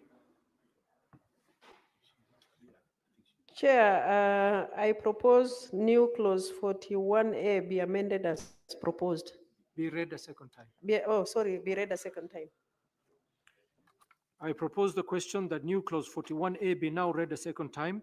I put the question that new clause 41A be now read a second time, division at the end. New clause 41B. Chairperson. Chair, I propose new clause 41B read a second time. I propose the question that new clause 41B be now read a second time. I put the question that new clause 41B be now read a second time, division at the end. New clause 41C. Chairperson. Chair, I propose new clause 41C be read a second time. I propose the question that new clause 41C be now read a second time. I put the question that new clause 41C be now read a second time, division at the end. New clause 41D. Chairperson. I propose new clause 41D be read a second time. I propose the question that new clause 41D be now read a second time. I put the question that new clause 41D be now read a second time, division at the end. New clause 41E. Chairperson. Chair, I propose new clause 41E be read a second time. I propose the question that new clause 41E be now read a second time. I put the question that new clause 41E be now read a second time, division at the end. New clause 52A. Senator Mbugua, new clause 52A. Chair, I beg to move that new clause 52A be now read a second time. I propose the question that new clause 52A be now read a second time. I put the question that new clause 52A be now read a second time, division at the end. The schedule. I propose the question that the schedule be put part of the bill. I put the question that the schedule be part of the bill, division at the end. Clause 2. I propose the question that clause 2 be part of the bill. Chairperson. Sorry. Clause 2 be part of the bill, amended as proposed.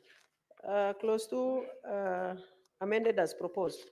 Oh, sorry. Yeah. I propose the question that clause 2 be amended as proposed. I put the question that clause 2 be amended as proposed, division at the end.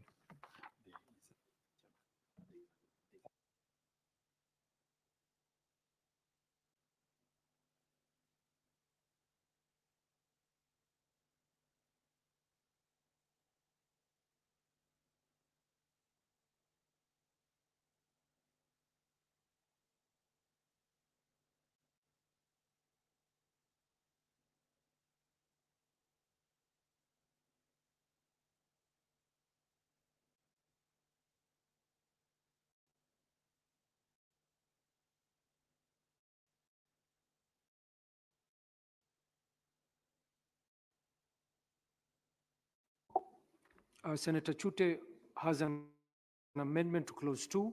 The two amendments do not complete. Senator Mbugua, if you could please propose.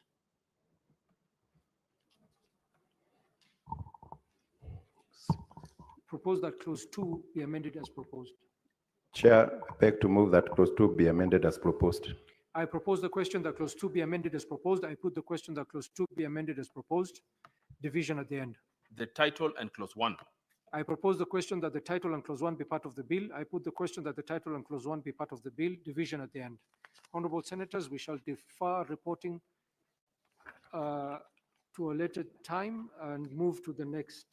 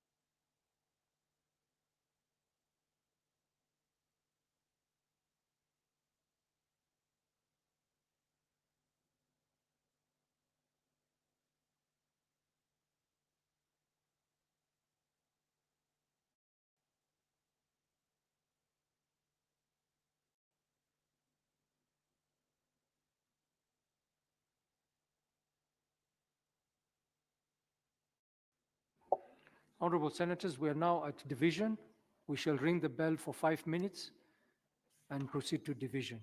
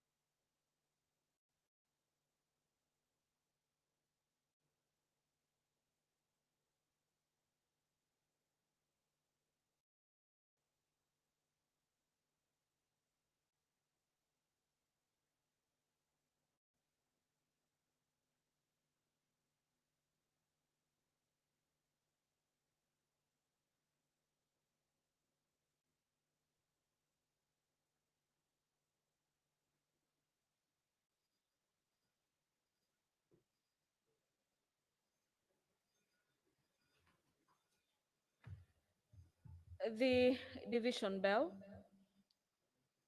is yet again ringing at the Senate, but at this particular juncture, it is upon the conclusion of the consideration of bills under the committee of the whole, where the House was considering 5 bills. Among them is the consideration of the National Assembly amendments to the Persons with Disability Bill, this being a bill by Senator Crystal Lasige, Bill number 7 of the year 2023. The County Public Finance Laws Amendment Bill, Senate Bills number 39 of the year 2023. The County Assembly Services Amendment Bill, Senate Bills number 34 of the year 2023 by Senator Mohamed Chute. The County Assembly's Pension Scheme Bills, Senate Bills number 14 of the year 2024, the National Disaster Risk Bill, National Assembly Bills number 24 of the year 2023 by the Senate leader of the majority party, and the Land Amendment Bill, National Assembly Bills number 40 of the year 2022. These bills are due for division, where senators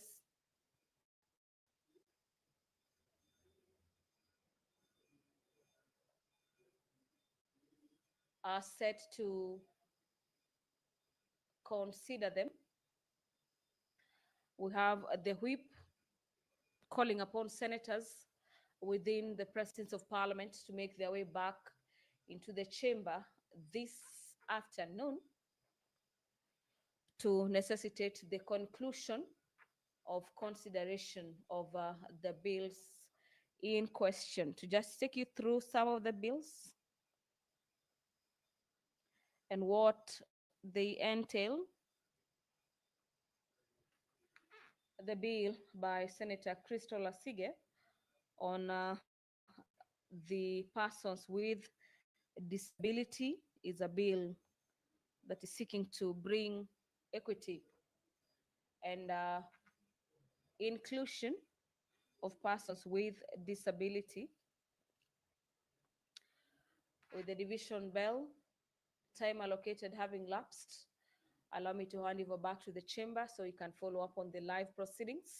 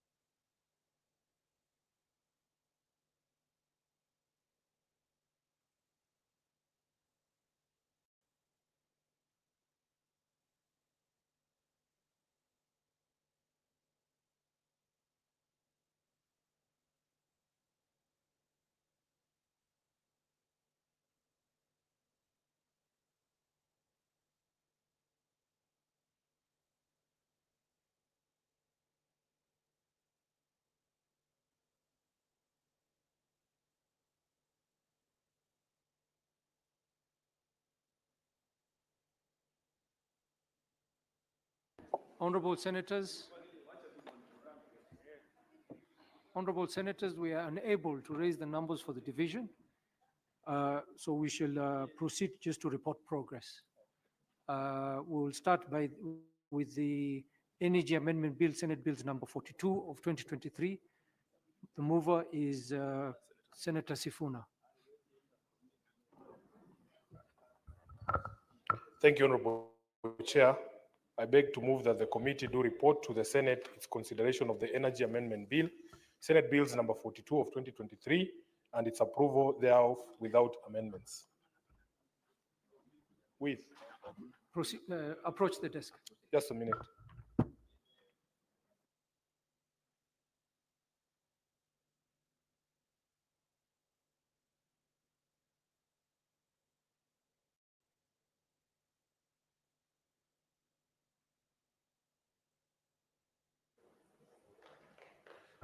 Apologies, Honorable Chair, and thank you for that guidance. Honorable Chairperson, pursuant to Standing Order 153, I beg to move that the Committee of the Whole do report to the Senate its consideration of the Energy Amendment Bill, Senate Bills number 42 of 2023, and seek leave to sit again tomorrow. I put the question that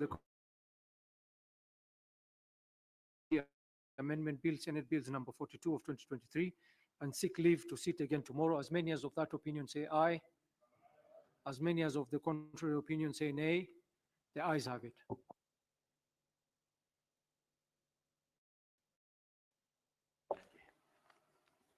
The next bill, consideration of the National Assembly amendments to the Persons with Disability Bill, Senate Bills number 7 of 2023.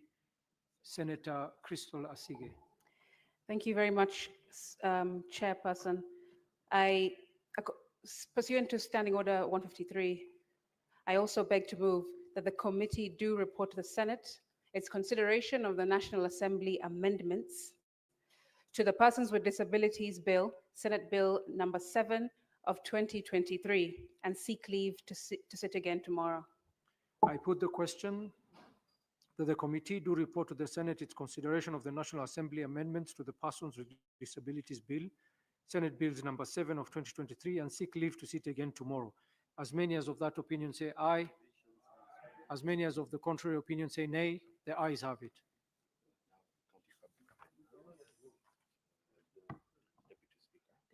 The next bill is the County Public Finance Laws Amendment Bill, Senate Bills number 39 of 2023.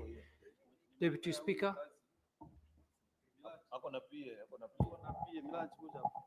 Senator Miraj. Honorable Chairperson, pursuant to Standing Order 153, I beg to move that the Committee of the Whole do report progress, its consideration of the Public Finance Laws Amendment Bill, Senate Bill number 39 of 2023, and seek leave to sit again tomorrow. I put the question that the Committee of the Whole do report progress on its consideration of the County Public Finance Laws Amendment Bill, Senate Bill number 39 of 2023, and seek leave to sit again tomorrow. As many as of that opinion say aye. As many as of the contrary opinion say nay. The ayes have it.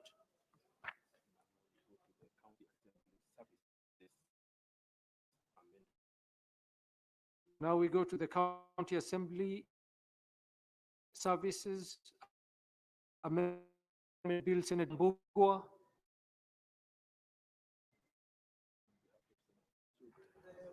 Senator Mbugua, on behalf of Senator Chute, if you could please move.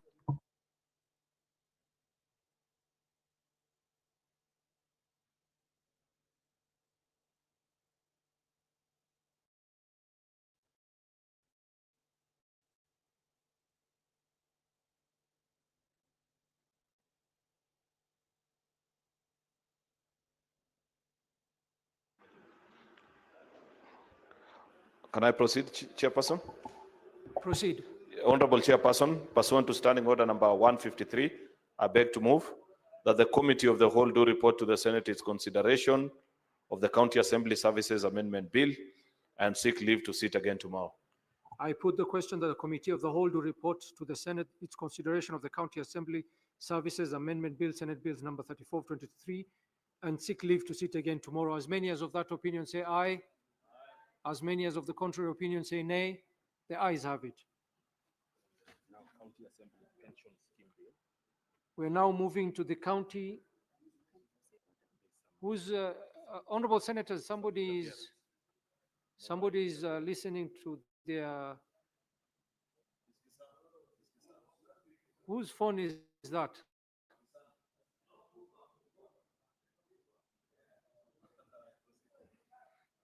Honorable senators, we're now proceeding to the County Assembly's Pension Scheme Bill, Senate Bills number 14 of 2024. Honorable Chairperson, pursuant to Standing Order number 153, I beg to move that the Committee of the Whole do report on its consideration of the County Assembly's Pension Scheme Bill, Senate Bill number 14 of 2024, and seek leave to sit again tomorrow. I put the question that the Committee of the Whole do report on its consideration of the County Assembly's Pension Scheme Bill, Senate Bills number 14 of 2024, and seek leave to sit again tomorrow. As many as of that opinion say aye. As many as of the contrary opinion say nay. The ayes have it. Proceeding National Disaster Bill, National Assembly Bills number 24 of 2023. Senator Dulo. Oh, sorry. Majority Leader.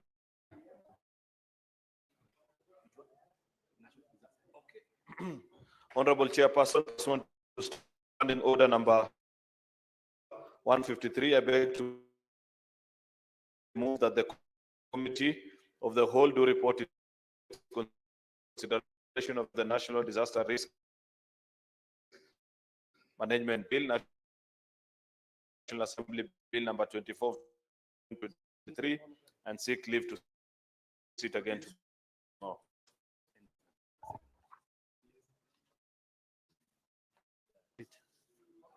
We proceed to the final bill, the Land Amendment Bill, National Assembly Bills number 40 of 2022. Majority Leader.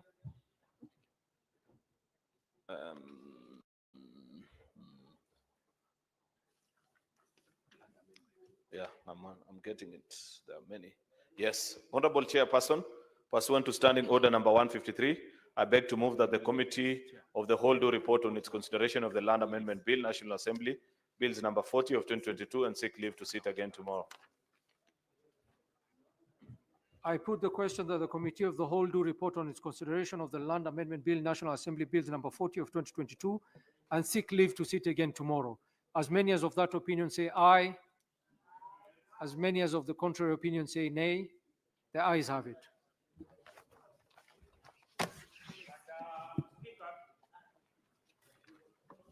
So you will need all of them, Yes, number 1 to 7. number 1 to eh? 7. Mm.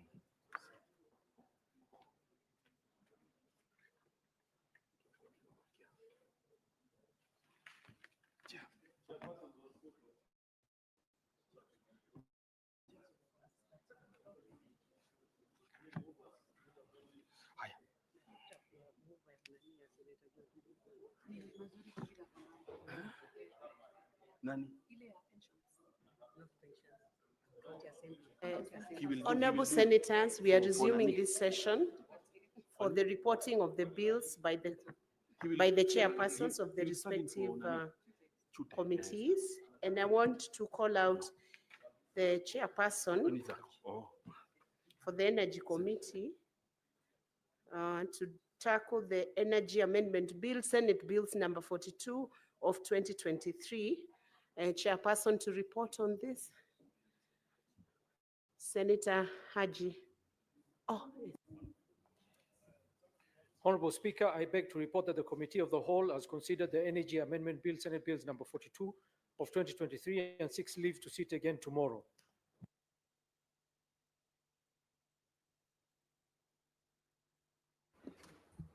I want to call the mover to report. Thank you, Honorable Speaker. I beg to move that the House do agree with the committee in the said report. Who is seconding? The Honorable Edama Olekina. Oh, sorry. The Vice Chair of the Honorable Speaker. Vice Chair is here, but it's already reported. Do you still want to report, Vice Chair? Second. I mean to second? Madam And Speaker, second. you know, the mover of the bill was, is the sponsor of the bill is Senator Sifuna. So I just wanted to second. I thought he wanted to give my powers to his boss. I second. Thank you, Senator Kisang, for that.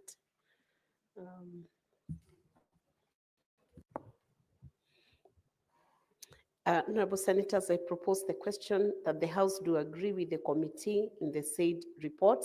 I put the question that the House do agree with the committee in the said report. As many as are of that opinion say aye. As many as are of contrary opinion say nay. The ayes have it.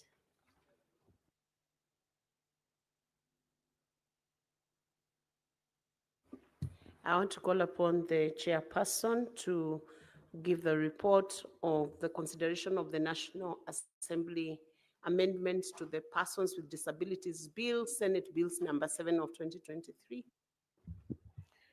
Honorable Chairperson, pursuant to Standing Order number 153, I beg to move that the committee do report to the Senate its consideration of the National Assembly amendments to the Persons with Disability Bill, Senate Bills number 7 of 2023, and seek leave to sit again tomorrow.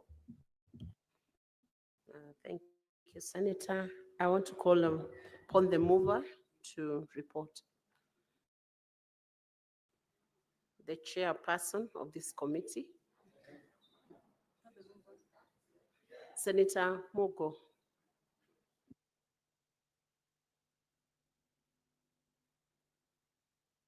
Oh, this was Senator Asige's bill. So Senator Asige, can you move the House? Thank you. I thought I would not get the opportunity to move my own bill, Speaker, but I do beg. I move that the House do agree with the committee on said report. Who is seconding? I request Senator Mbugua. to second. Senator Bugwa. Mr. Speaker, I second. Thank you. I propose the question that the House do agree with the committee in the said report. I put the question that the House do agree with the committee in the said report. As many as are of that opinion say aye. As many as are of contrary opinion say nay. The ayes have it.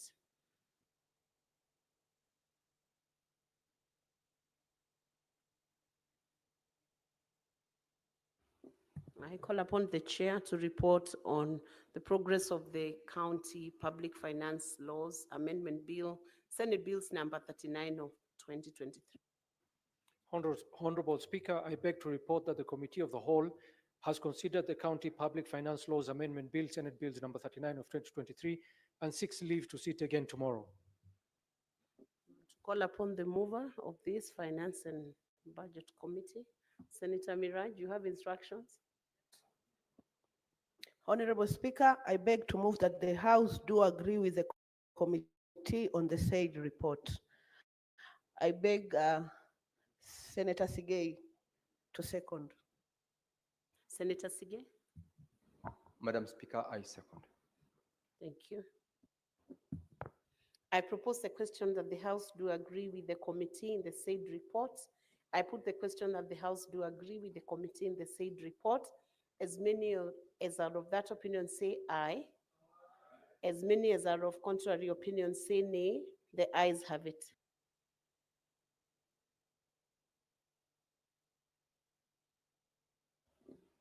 The next bill is the County Assembly Services Amendment Bill, Senate Bills number 34 of 2023.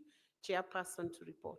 Honorable Speaker, I beg to report that the Committee of the Whole has considered the County Assembly Services Amendment Bill, Senate Bills number 34 of 2023, and seeks leave to sit again tomorrow. Thank you. I want to call upon the mover of this bill to proceed. Honorable Speaker, I beg to move that the House do agree with the committee on the said report. I request Senator Karen Nyamu to second.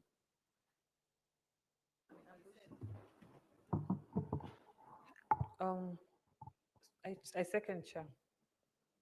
Thank you, Senator Karen. I propose the question that the House do agree with the committee in the said report. I put the question that the House do agree with the committee in the said report. As many as are of that opinion say aye. As many as are of contrary opinion say nay. The ayes have it.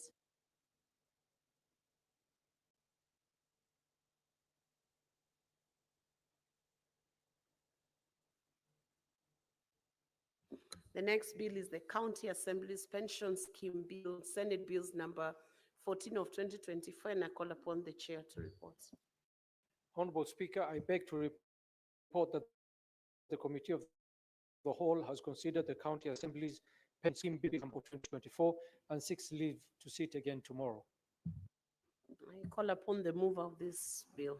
Honorable Speaker, I beg to move that the House do agree with the committee on the said report. I request Senator Crystal Asige to second. Thank you, Speaker. I second as moved. Senator Asige. I propose the question that the House do agree with the committee in the said report. I put the question that the House do agree with the committee in the said report. As many as are of that opinion say aye. As many as are of contrary opinion say nay. The ayes have it.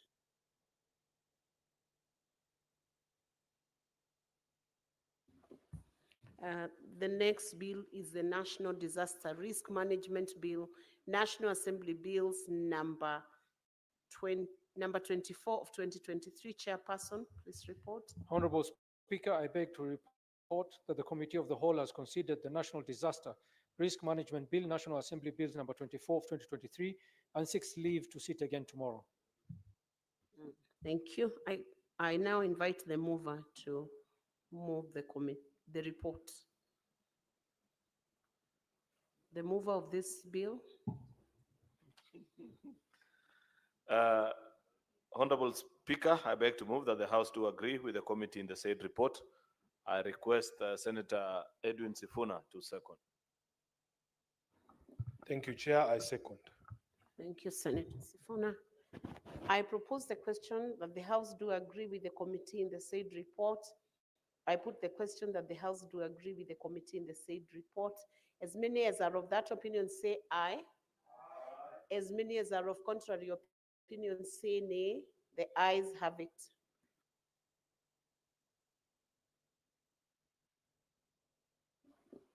And the final bill is the Land Amendment Bill, National Assembly Bills number 40 of 2022, and I invite the chairperson to report.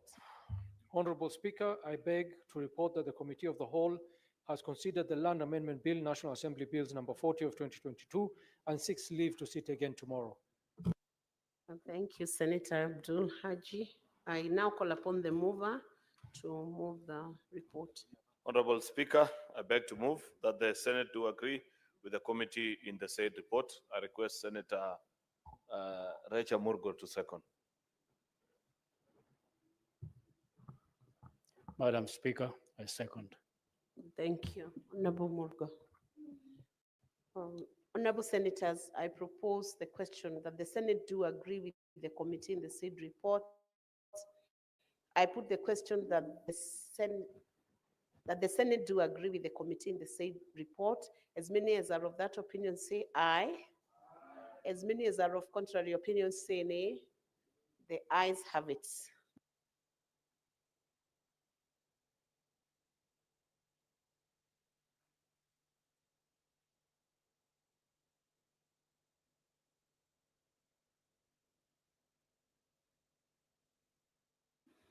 We are done with that section.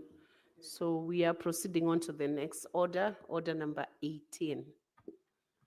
Order number 18, motion, report of the Standing Committee on Devolution and Intergovernmental Relations and the Standing Committee on Justice, Legal Affairs and Human Rights on a petition to the Senate by Mr. Laban Omusundi concerning restraining county governments from hiring law firms to represent them in court cases. Senator Sigay to move the joint report.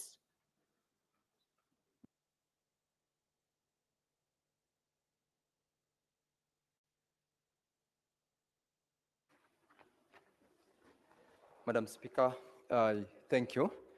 And I beg to move on behalf of my co-chair, Senator Abbas, that the Senate adopts the report of the Standing Committee on Devolution and Intergovernmental Relations and the Standing Committee on Justice, Legal Affairs and Human Rights on a petition to the Senate by Mr. Laban Omusundi concerning restraining county governments from hiring law firms to represent them in court cases laid on the table of the Senate on Thursday, 3rd of April, 2025. Madam Speaker, this is a report which is a product of a joint sitting of the two committees, which was convened after the petitioner, one Mr. Laban Omusundi, who is a resident of Nakuru County, petitioned this Honorable House with regards to the aspect on restraining the county governments from hiring law firms to represent them on legal cases or providing legal services. The basis of Mr. Omusundu's petition, Madam Speaker, is that we do have, according to him, in the county government's departments that is headed by a county attorney, and according to him, that department ordinarily would be expected to manage and deal with all legal issues that are a subject of legal challenges by county governments. Madam Speaker, the issues that were raised by Mr. Omusundi in his petition was that a lot of billions of shillings in form of taxpayers' money are generally paid out by county governments to law firms for representing such county governments in courts on issues which are legal, yet they do have in their employ as employees of the county government, the office of county attorney, and several attorneys or rather legal lawyers who are supposed to be obligated to represent the county governments in such matters.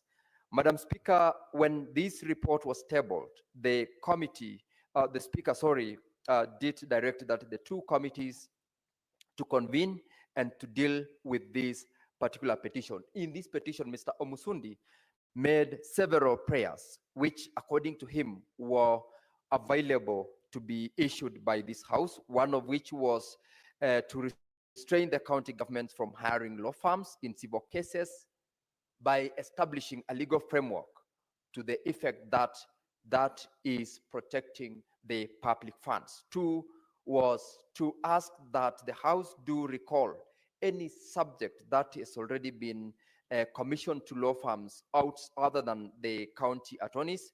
And thirdly, Madam Speaker, was to ask that we put in place measures that would generally deter deliberate, erroneous administrative decisions and to ensure that everybody is held responsible personally for the administrative decisions they make that may end in courts and therefore will require the services of law firms by the county government, and lastly, provide any other relief that this Honorable House deems necessary. Madam Speaker, upon the setting up of this joint committee, we invited various stakeholders, and the following are the stakeholders that committed reports and recommendations to this committee. In number, Madam Speaker, there are 6 stakeholders. This is Kenya National Commission on Human Rights, KNHCR, the Controller of Budget, the Office of the Auditor General, the Law Society of Kenya, the Council of Governors, and the County Attorneys Forum. Madam Speaker, unfortunately, one of the major stakeholders that we expected to submit a report to this joint committee was the Office of the Attorney General, that unfortunately did not send us any response, whether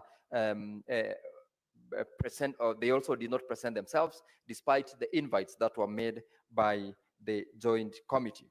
Madam Speaker, the Kenya National Commission on Human Rights and the County Attorneys Forum did submit their reports, which reports, Madam Speaker, were generally agreeable in the objective of Mr. Omusundu's protection of public interest, or rather public funds, whereas the Law Society of Kenya, indeed, upon submitting a written memorandum did appear before the committee on the 1st of July 2024, where they sought for more time within which to submit additional information and to also engage so that they submit more upon deliberating with members of the society as well as other stakeholders relevant to this particular petition. The Council of Governors, Madam Speaker, appeared before the committee on 8th of July, the year 2024, and they presented their petition to the joint committee.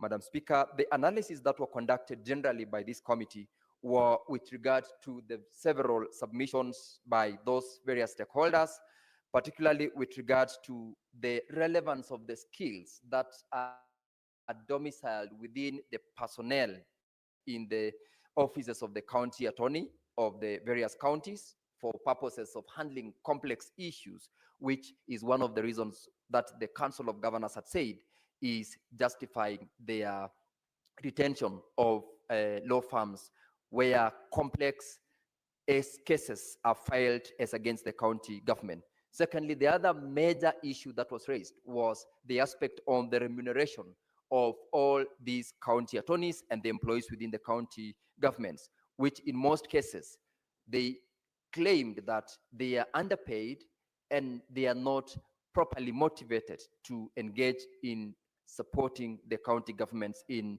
matters legal.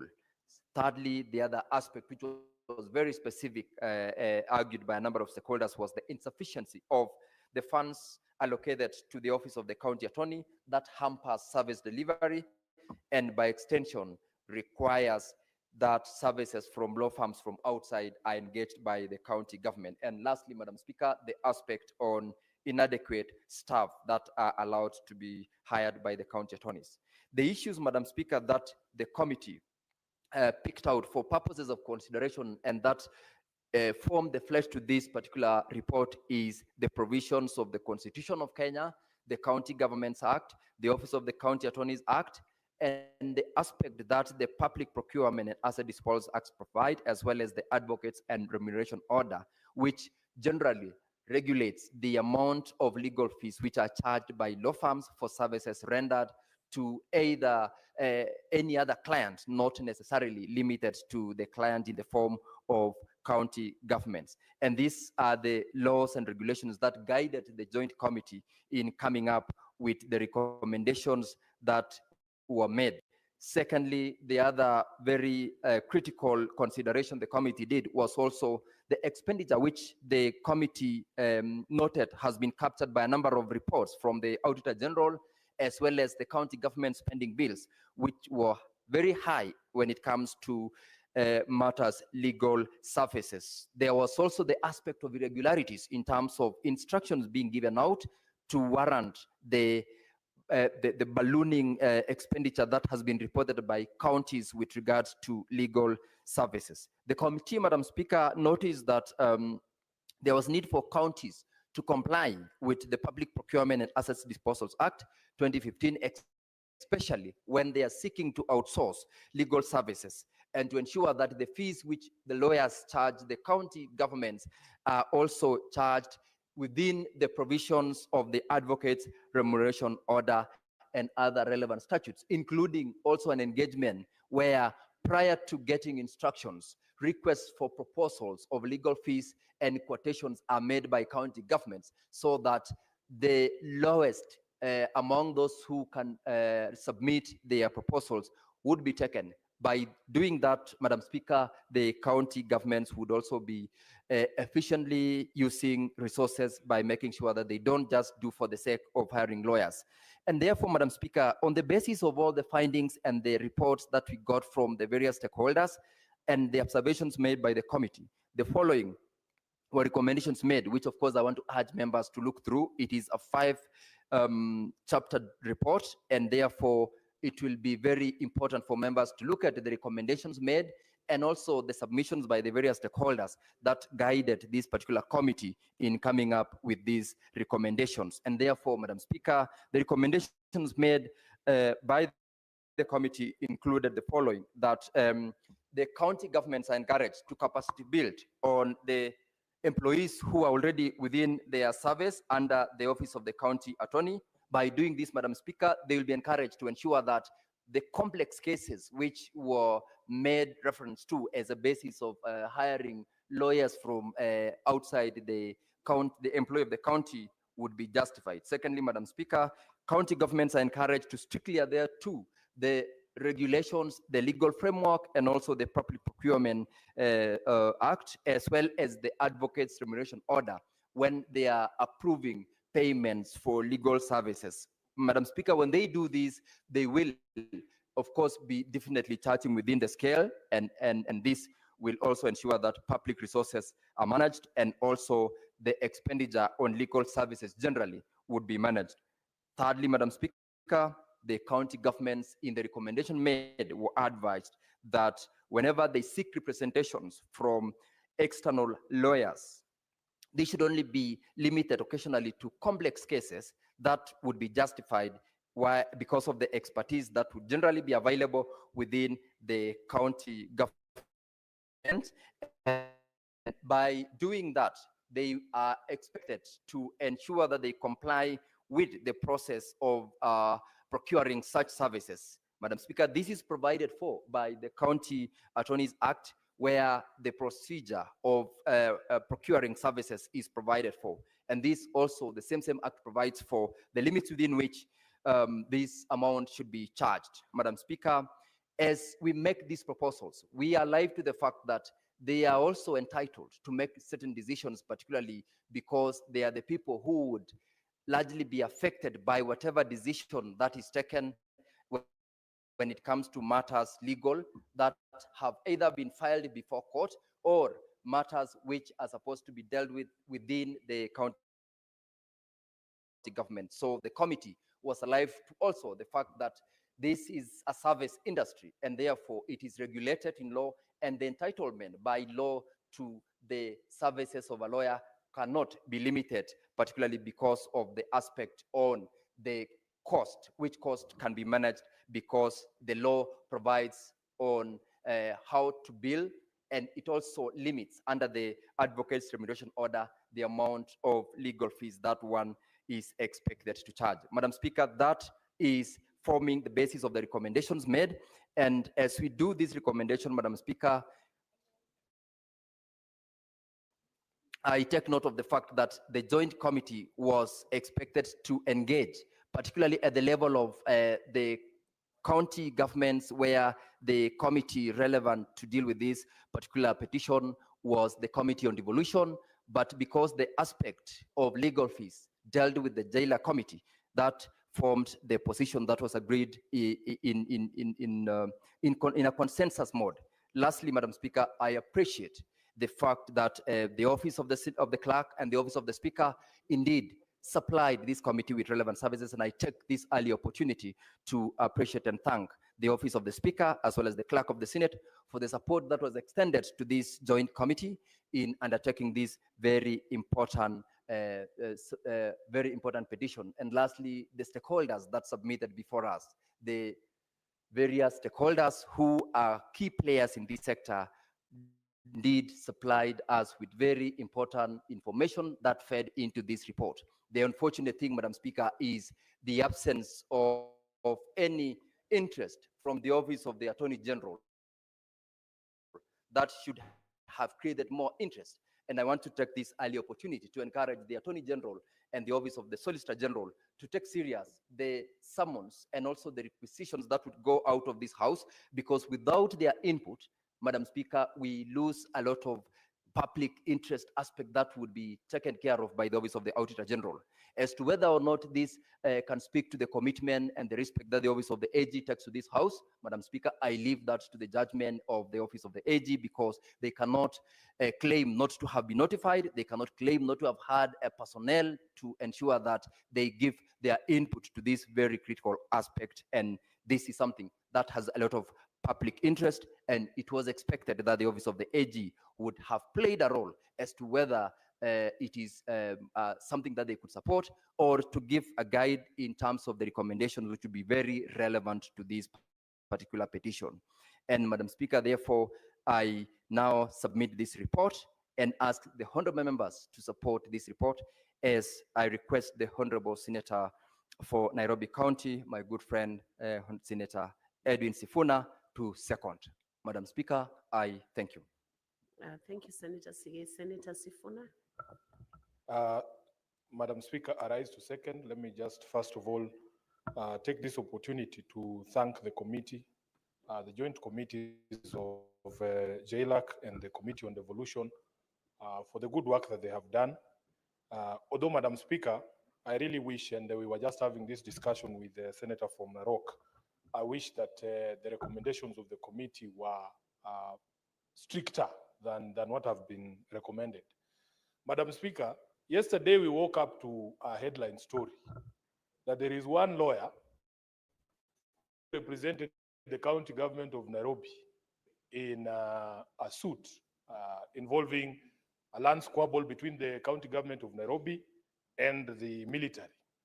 Honorable Speaker, that lawyer has been awarded 1.3 billion Kenya shillings as legal fees for a case that was involving the military, and which is an arm of government, or one section of government, and a county government. And Honorable Speaker, the most interesting bit is that that case was actually withdrawn by consent, which tells you the county government sat down with the military and agreed to withdraw the case on certain terms. Now, the court is telling the Nairobi County government to pay that 1.3 billion Kenya shillings within 60 days. We as senators here know for a fact that when we pass the disbursement schedule for monies to come from the national government to go to counties, if you look at the disbursement schedule for Nairobi, that is the equivalent of 1 month's disbursement from Exchequer to the Nairobi County government. And then the court is telling us to pay this one individual 1.3 billion Kenya shillings in 60 days. When I was in law school, we learned that the court should not issue orders in vain. My senior here, retired Justice Mazayo, you know for a fact, it doesn't matter what you do. There is no way Nairobi County can pay 1.3 billion Kenya shillings in 60 days. It is not possible. And Madam Speaker, the reason why I was saying the committee should have gone further is because if you look at the total pending bills for Nairobi, which stand over 100 billion Kenya shillings, 20 billion Kenya shillings is pending bills owed to advocates. I can say here without fear or favor that although I am an advocate myself, lawyers in this country have abused this legal fees system in our counties to siphon money from county governments and from the people of the country, and especially the people of Nairobi.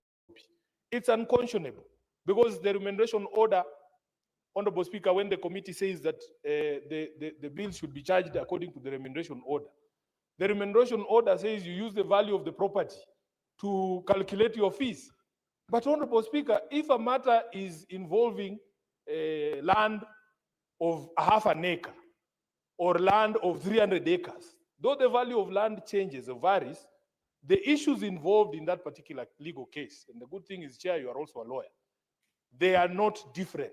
It's the same law, it's the same dispute, and Honorable Speaker, it's unconscionable for us as legal practitioners to do what is happening in our counties. I was elected, the first time I was ever elected to anything, Honorable Speaker, was to the Council of the Law Society of Kenya in 2016. I am a former council member of the LSK. And although the conversation there is that we should not shrink the practice areas for lawyers, or that we should not try and limit the amount of money that lawyers can charge for as long as it is legal, we are abusing this system. I don't think even the LSK itself can accept what is happening in our counties when it comes to legal fees. So, Honorable Speaker, for me, this petition was a solid petition. And if you look at the feedback that has come from the county governments themselves, they're saying that the internal lawyers that are supposed to be deployed under the county attorney office, sometimes that these matters are of a complex nature that require special expertise. I can assure you, Honorable Speaker, that matter that was handled by this so-called expert lawyer that is being paid 1.3 billion Kenya shillings can very well be handled by a young lawyer who would not demand this same fees, especially where the matter is resolved in the manner in which this one was resolved. So this question of expertise is being abused. I have every faith in every advocate who has qualified to be able to handle any matter, although we don't discount the value of experience. But Honorable Speaker, I insist that this thing called expertise is being misused, and it is the reason why you find counties justifying the need to hire external counsel. They are saying there is low remuneration for the in-house counsel working in counties. There is insufficient budget to the office of the county attorney. But all this would be resolved if the money that we are spending, if you took the 1.3 billion Kenya shillings that we are supposed to pay this external lawyer, Honorable Speaker, and put it in the office of the county attorney, I am sure this insufficiency of budget and the other issues would not arise. So, Honorable Speaker, I would have loved for us to agree in total with the petitioner. But of course, they will say, oh, you are cutting out external legal practitioners from business, that it is unconstitutional or it's unfair. But Chair, I hope that the JLAC committee and even the Committee of Devolution will sit down with the Law Society of Kenya, and there's a good thing that we have a very good president now at the LSK, and say there are things that are happening in our counties that are not acceptable. It is not acceptable for you as an individual. And you will find this lawyer resides in Nairobi, he's always complaining about the state of roads in his estate. And yet he's taking 1.3 billion shillings for himself, one person. And Nairobi gets 20 billion Kenya shillings every year. In terms of exchequer, Madam Speaker, how can you as one person take 1 out of 20 billion Kenya shillings and then you want to complain about the roads in Karen? It is not fair. It is absolutely unfair. And the Law Society of Kenya should have a conversation with its members that whereas we don't want to lock you out of county business, it is unconscionable for one person to take such an amount from a county that is struggling to buy drugs for its residents. Honorable Speaker, I want to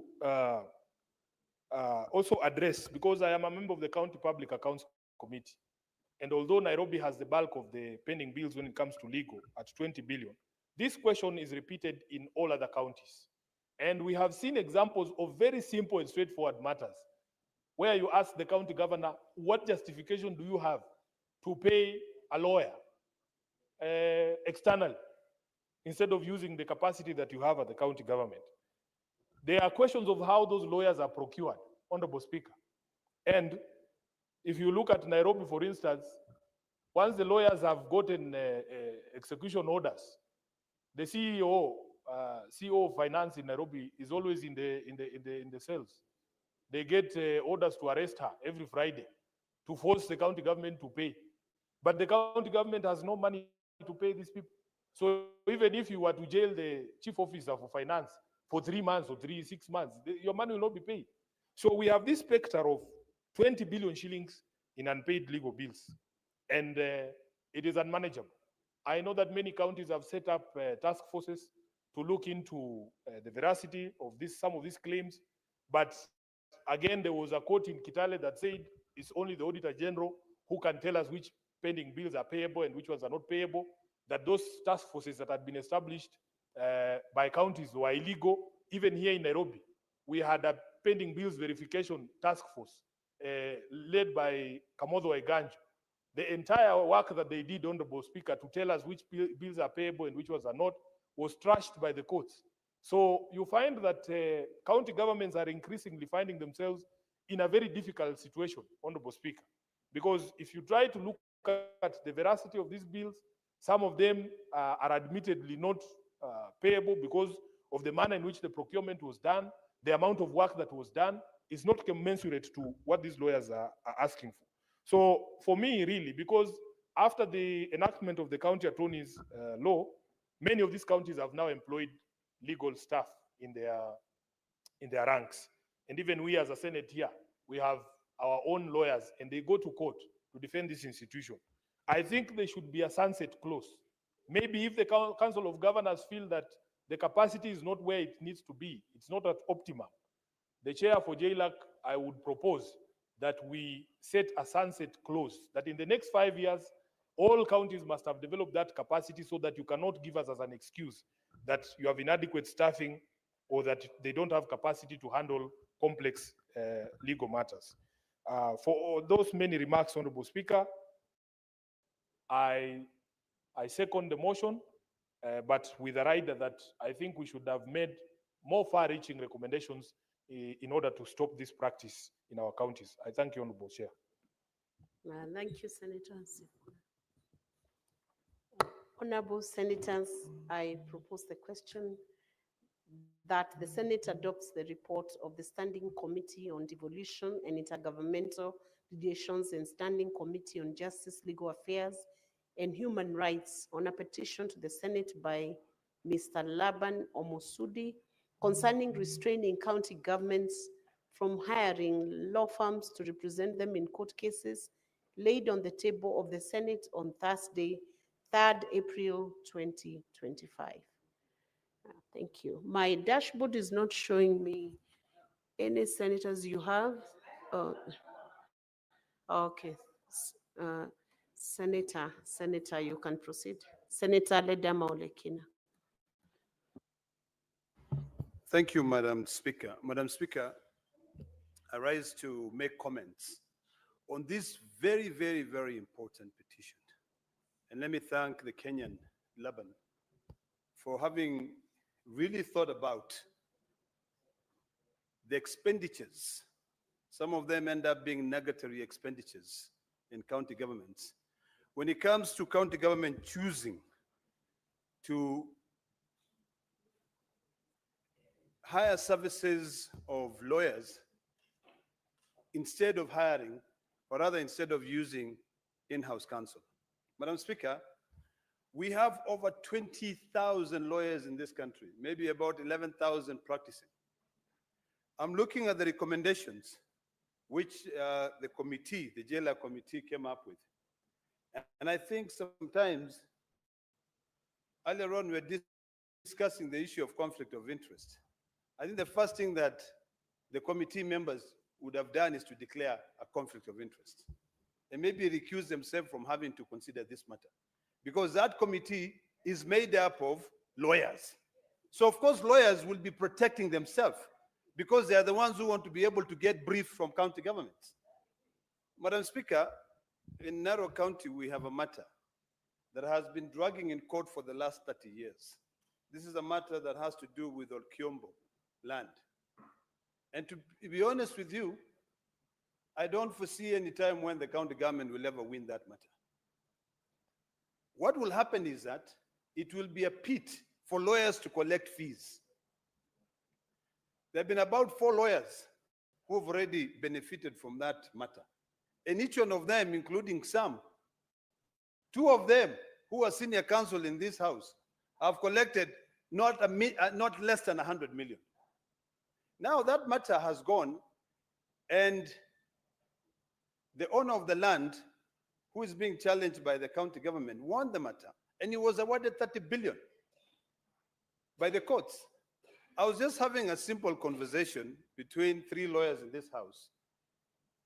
The retired judge, I was having a similar conversation with Senator Sifuna, a similar conversation with Senator Sigei, in terms of legal fees for any award of 30 billion if it has to be cancelled. Senator Sigei was saying, give me an instruction, just in terms of instructions, of 400 million.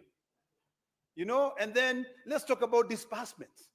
So in total, it would end up being almost 1.2 billion shillings. Now you ask yourself, really, with our county government, Madam Speaker, do we have 1.2 billion shillings for us to be able to pay for a matter that a court has awarded 30 billion? And the answer is that we don't have it. So really, I'm looking at one lawyer, one simple lawyer.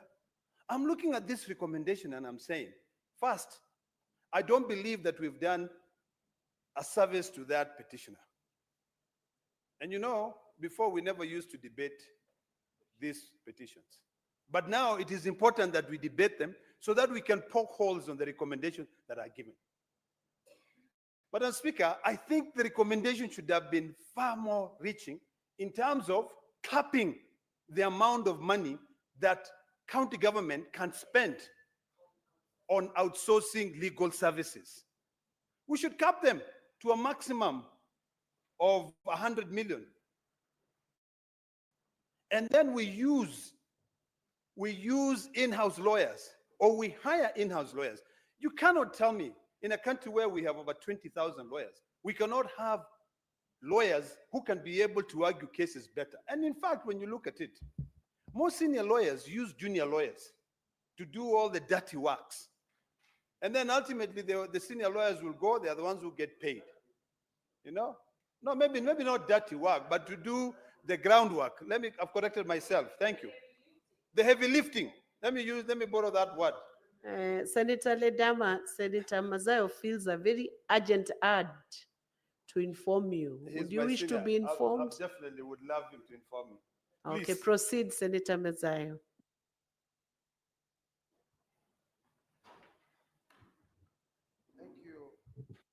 Thank you, Madam Speaker. Madam Speaker, it's not dirty. I just wanted to say that it might not appear to be clean, but that word dirty does not exist legally. So maybe he can use another language.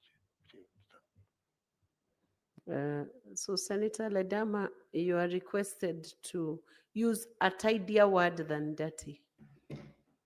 Thank you, Madam Speaker. You know, Senator Mazayo is my senior and also my leader.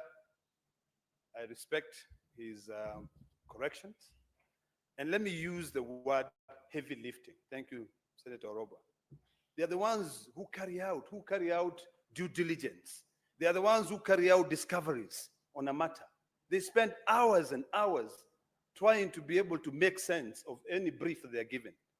Then you find that senior lawyers are the ones who will end up getting paid 100 million for a brief. You know, as a former member of the Public Accounts Committee, and also a former member of the Public Investments Account Committee, I come across all these legal bills and how much they are. So I think, and I don't know whether we have room for that because of our standing orders, but this is a matter that I feel that we have not done justice to the petitioner. The recommendation ought to have been that we cap the amount of money that any county government can be able to spend in outsourcing legal services. That is the recommendation number one. You know, when you see, and these are some of my biggest pet peeves, Madam Speaker, when you see a recommendation that says, and Senator Sige should listen to this, because if I was the chair of that committee and someone brings me such a recommendation, I would throw it back. How can you say the county government should prioritize capacity building program for legal counsel, ensuring competitive remuneration and timely payment of allowances allocated to sufficient budgetary resources, and recruit adequate staff to enhance the performance and effectiveness of office of the county attorney? Madam Speaker, when you hire an attorney to be a county attorney, you go through a vigorous process of hiring a qualified lawyer who's trained by the Kenya School of Law, who understand matters, if it is litigation, if it is conveyancing, if it is tax laws. They have gone through different processes, and they do continuous legal training. So you cannot have that recommendation. A petitioner has come and he has said, please, Senate of Kenya, stop county governments from outsourcing legal services. Stop them. You cannot come and say, now build up the capacity. I think really JLAC failed there. And I don't know whether this petition can be resubmitted because we've not done justice to it. What are we going to be implementing here? After the petition, it's sent to the implementing institution or agencies. They are going to implement a capacity training for their legal practitioners. Have they turned into a law school? I mean, certain recommendations should really have some merit and some meat into it. County government should strictly adhere to legal framework governing the outsourcing of legal services and implementing strong oversight and accountability measures. Can you just read that again, Senator Sige, by yourself, even before you come here and submit it? Because seriously, we have is it called the Attorney Remuneration Act? Or lawyers, what is it called? Yeah? Advocates Remuneration Act, which clearly sets how much should be paid, if it is conveyancing, if it is litigation, if it is how much. Then how are you going to come up with a recommendation and say county government should strictly adhere to legal framework governing the outsourcing of legal services? They're already doing it. That's why they give the big cases. You know, if a case is worth R1 billion, what we need to do to be able to give justice to this petition is to say, based on the brief, it should be capped to a maximum of this. If that lawyer cannot get it, get another lawyer. Out of 20,000 lawyers we have in Kenya, there are those ones who really care about the resources that we have. Madam Speaker, the amount of money we spend outsourcing for legal services in this country is ridiculous. We talk about government efficiency. We talk about making sure that we stop wastages of resources. But we are not doing it. Governors, left, right, and center, are using law firms to be able to divert resources. Is that simple? You see a simple brief. Madam Speaker, we go through this.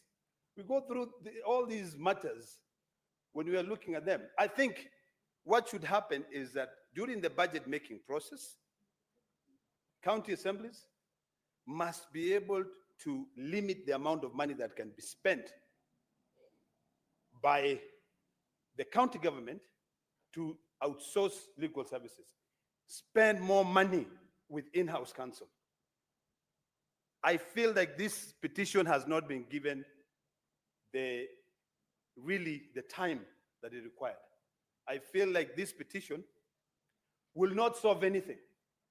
And I feel like in future, when a matter comes and it directly affects the members of the committee who are dealing with it, they should just recuse themselves and say, please, let us set up an ad hoc committee to be able to deal with this matter.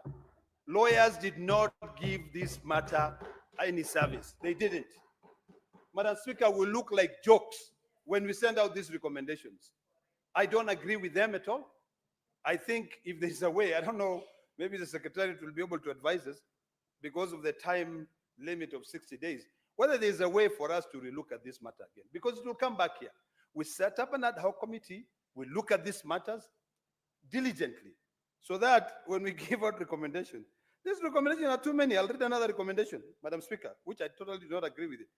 County government are advised to seek representation from external legal firms occasionally when handling complex and special legal services. What is complex? You've gone to law school. You've been trained. You've graduated. You've been trained to be able to deal with complex, simple, and even cantankerous matters.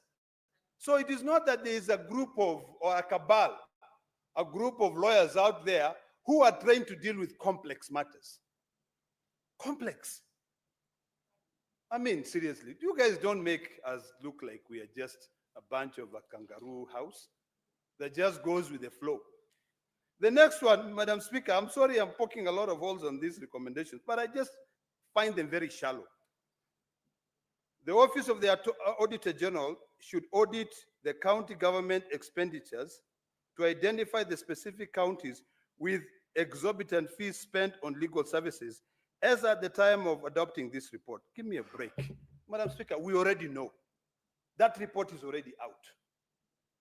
Where are we trying to still just write things for the sake of it? We already know. All 47 counties, starting from Nairobi County, the amount of legal fees. We already know. The Auditor General has already done it. So if the Auditor General gets this, the Auditor General will just say, okay, give me those reports, cut and paste, boom, boom, send it. Here is a report. What are we going to do? Then what? When the petitioner submitted this petition to this house, the petitioner expected us to be able to say, county government, put a cap, maximum 50 million a year. So we know if we spend any money, it's probably about 200 million. We need to relook at this. I'm going to take about maybe 2 more minutes to finish. Then it comes at noting that some counties like Nairobi and Kitui counties have established a county pending bills review committee to verify all bills owed by the county government and ascertain their real value.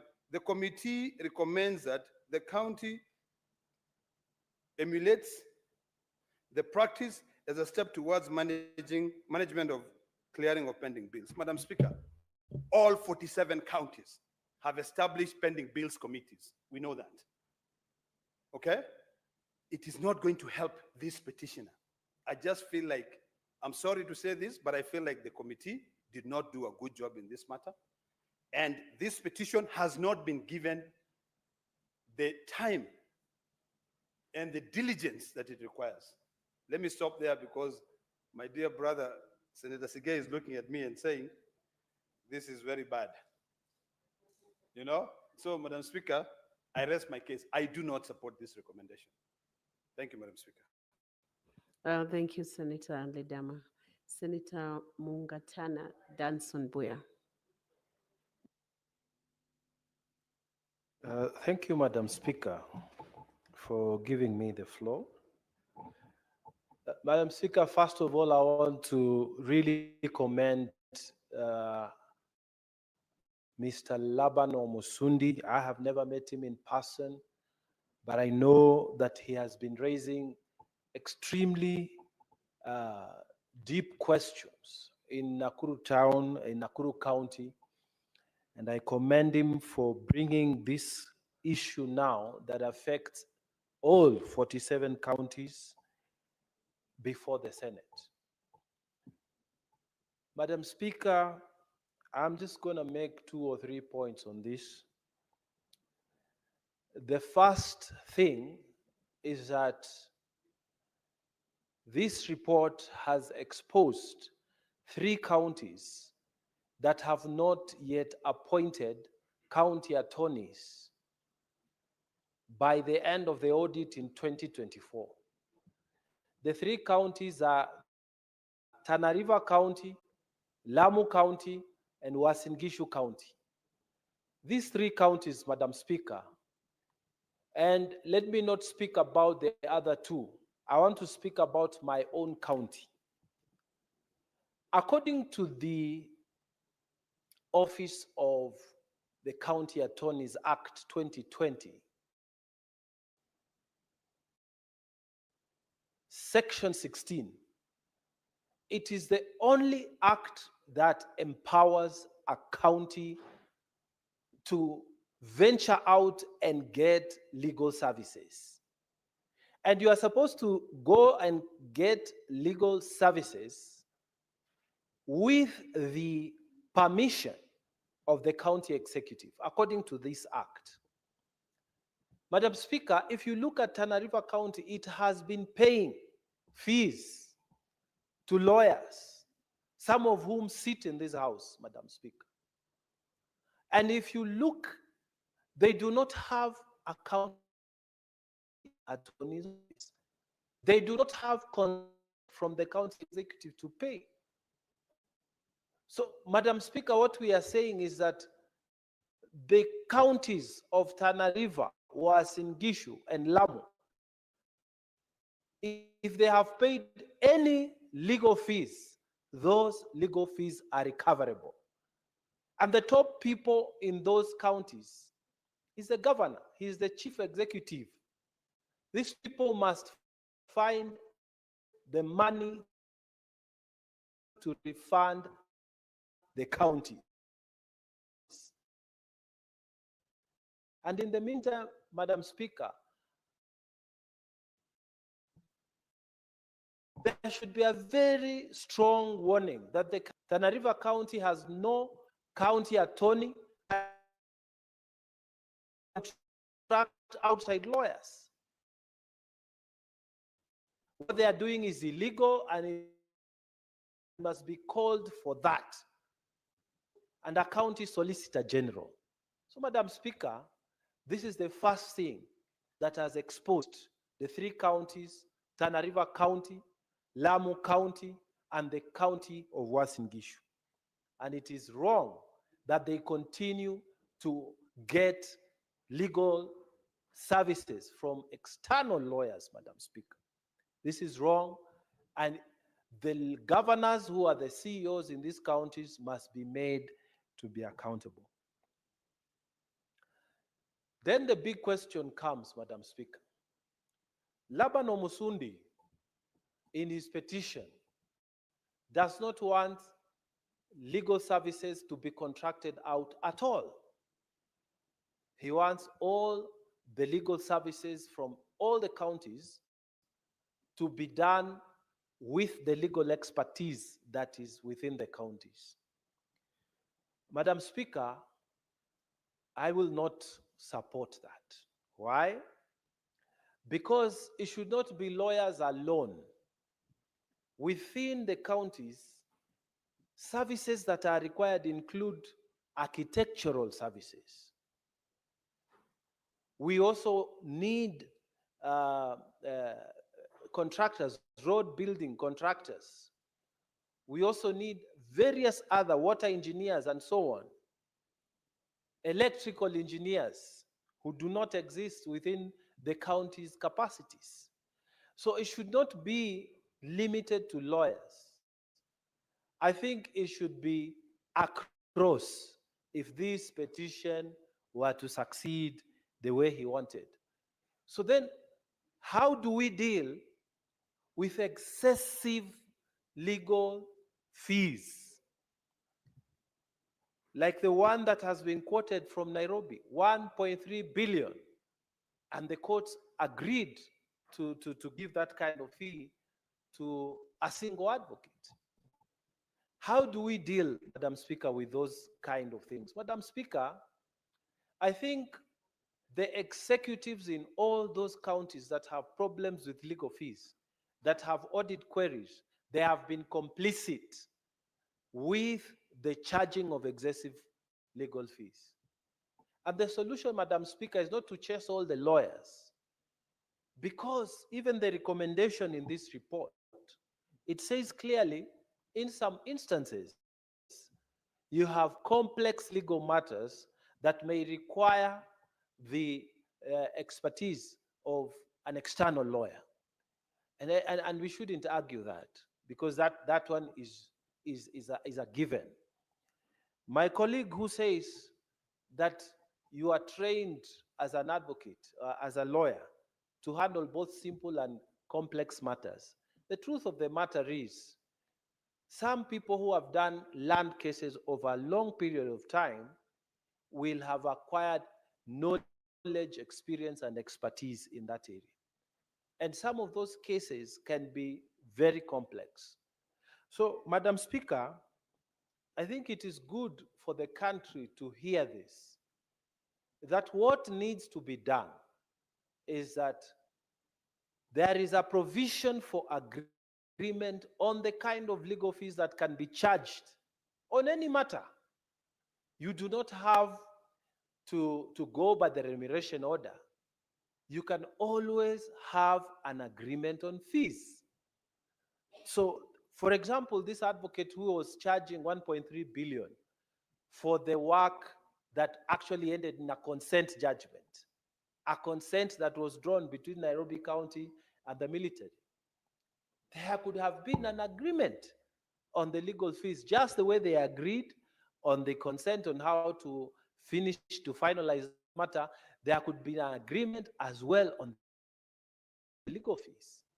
So the whole question is, are the executives, is the Council of Governors and the governors in this country, are they being honest? Are they being honest? Why can't we agree that for every matter that comes, there should be a proper legal fee agreement done that does not surpass a particular year? A previous speaker has made a very good point here, that you cannot contract something you cannot manage. You cannot say that you're going to pay 1.3 billion to one law firm, and there is only 20 billion that is available for the water, for housing, for salaries, for whatever in Nairobi County. And then you say you're going to pay 1.3 billion to one lawyer. I think the contracts must be very clear that there should be in keeping with the budgets that are available.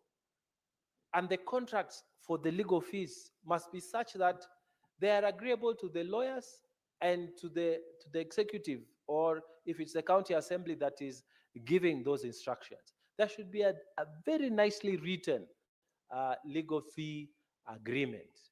But we can't say, and this should be a standard for all professions. If it is the engineers, if it is the architects, if it is the land surveyors and so on that need to be contracted from outside, or any other service that needs to be contracted from outside, people should not be left to bring their fee notes. It should be an agreement that should be reflective of what the county is receiving in terms of the monies that they get from this Senate. It should not be that the lawyers will come and bring their fee notes as they like, as per the remuneration order. It should not be that the architects will come and bring as per the Architects Act, or the land surveyors. There should be an agreement. And Madam Speaker, this is where the problem is, because county executives, the governors, they are complicit. They are always encouraging huge fee notes because they receive this money back through the back door. This is the fact. This is why Laban Omusundi was complaining in this petition that excessive fee notes are being made out. And Madam Speaker, it is unfair to the counties in this country that so much money is being paid to very few people. This is wrong. But we are saying it is wrong, but the governors are in the middle of it. They are agreeing with these lawyers. They are agreeing with those architects. Madam Speaker, we sat here and we agreed that to construct an entire building for the governor's residence, the figure was given and it was standard. The designs were drawn and we agreed, all of us, that this is what's going to happen. Why shouldn't that be done for law firms? Why shouldn't that be done for land surveyors? Why can't agreements be done that are reflective of the capacities of the amount of money that are available to our counties? I think it has gone on for too long and it should be stopped. So to the extent that Laban Omusundi has raised this matter through this petition, I support him. And one of the ways that we need to do, Madam Speaker, as a Senate, is to relook at the County Attorney's Office of the County Attorneys Act 2020, so that we can bring amendments to that act. It was good when it came at the beginning because it set up these offices, but we must now make it mandatory that they must follow the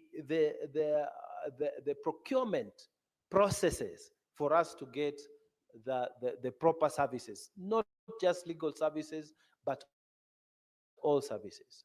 And Madam Speaker, we should go again and look at that act and say there should be agreements. It should be made compulsory within that act that all agreements for external services must be filed with the county attorney and must be approved by the executive and must even be approved by the county assembly, because it's the county assembly that is giving those monies out after we pass the equitable share and the other monies to the county. It is the county assemblies that approve. So, Mr. Speaker, I am sure if such a process was adopted, this lawyer who has charged 1.3 billion, there is no way that bill would have passed through the county assembly of Nairobi. And there is no way a county attorney would have sat down to sign an agreement that is committing the county of Nairobi for 1.3 billion. And as the court said, to be paid in 60 days. How is that going to happen, Madam Speaker? So, Madam Speaker, I think this is a good petition and it has raised issues. And I think the way forward is for us to amend the County Attorneys Act 2020 so that we can deal with this matter, not just for legal fees, but for all services that are contracted outside from the capacities within the county. And that way, Madam Speaker, we shall help our 47 counties. And Madam Speaker, I beg to support. Thank you. Thank you. Senator Sotse.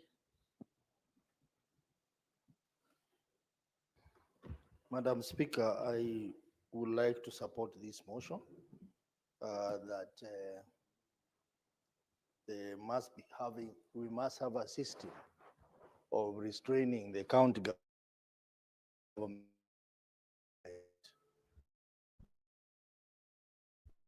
from hiring and courts. Madam Speaker, last one, a report by the County Public Accounts Committee that indicated that we have a serious fiduciary risk in our counties on the matter of external law firms that have charged our counties exorbitant amount of money. Madam Speaker, this is a problem because 22 counties, excluding Nairobi County, the 6 billion shillings to law firms. Nairobi alone is supposed to law firms, and Madam Speaker, this money, if it was invested in infrastructure or any kind of development, it would do a lot more to the economies of our counties. So I want to support Mr. Lab Musundi on that, on the fact that this matter has agree with the fact that we try and restrain counties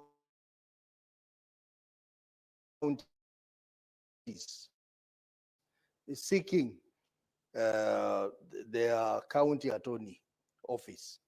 Madam Speaker, that would be against the Constitution, that would be against the Public Procurement and Disposal Act, which provides that there must be competitive procurement where counties, for some reason, want to engage in competitive procurement.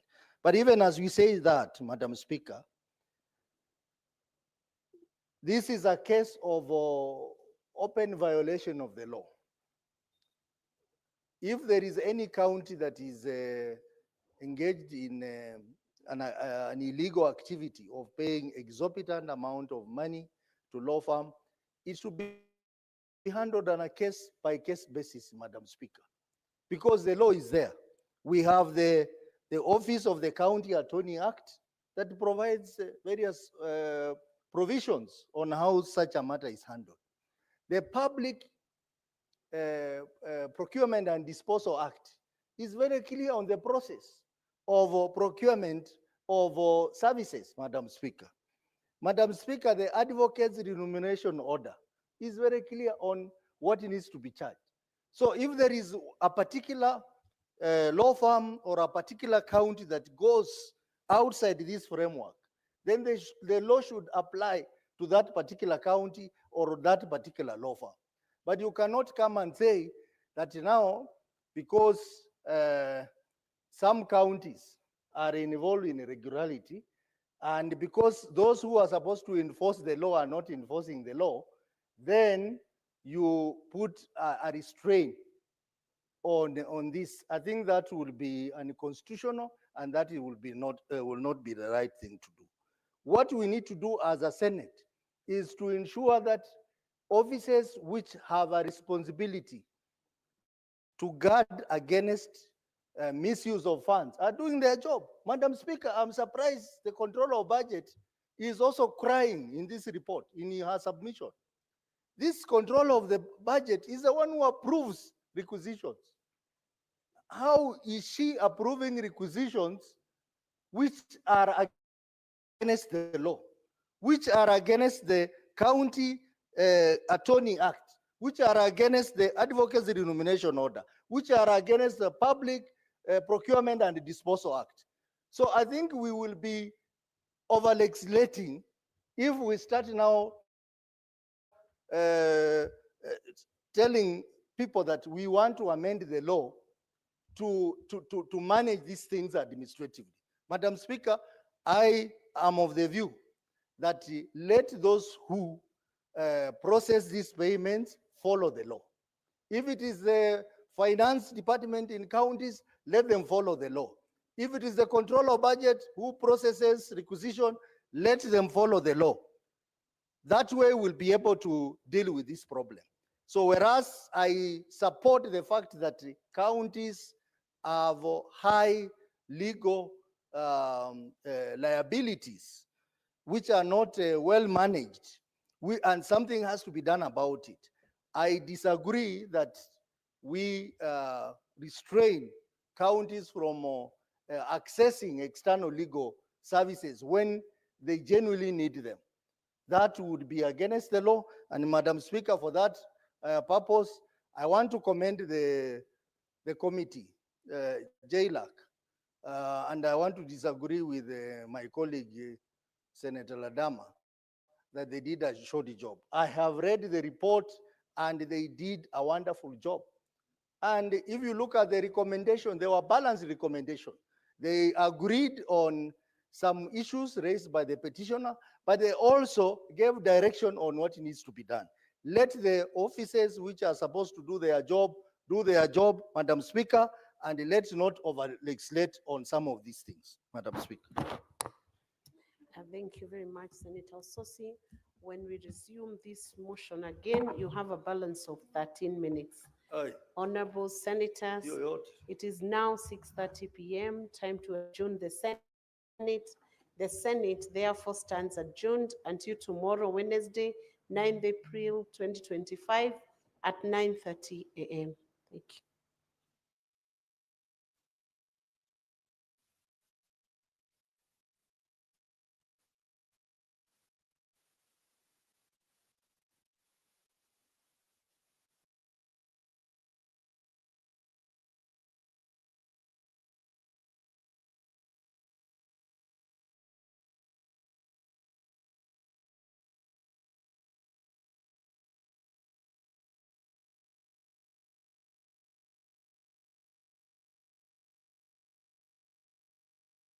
You live to the current proceedings at South Sea, where the Independent Electoral and Boundaries Commission IBC selection panel is continuing with the interviews for a third week in a row. Let's listen into the nominee.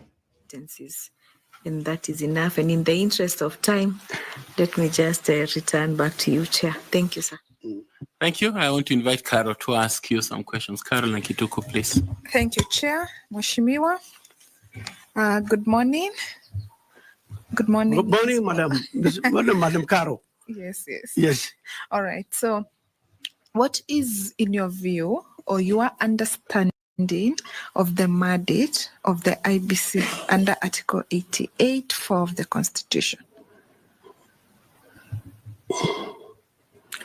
Under Article 88, the mandate of the Electoral Commission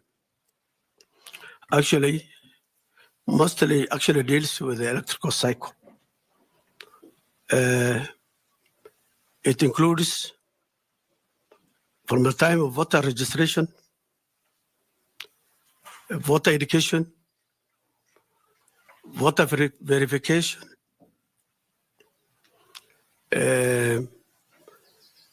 ensuring that all aspects of voter registration is done, including continuous voter registration, so that voters can get their voters card everywhere, so that they can, especially, they have special emphasis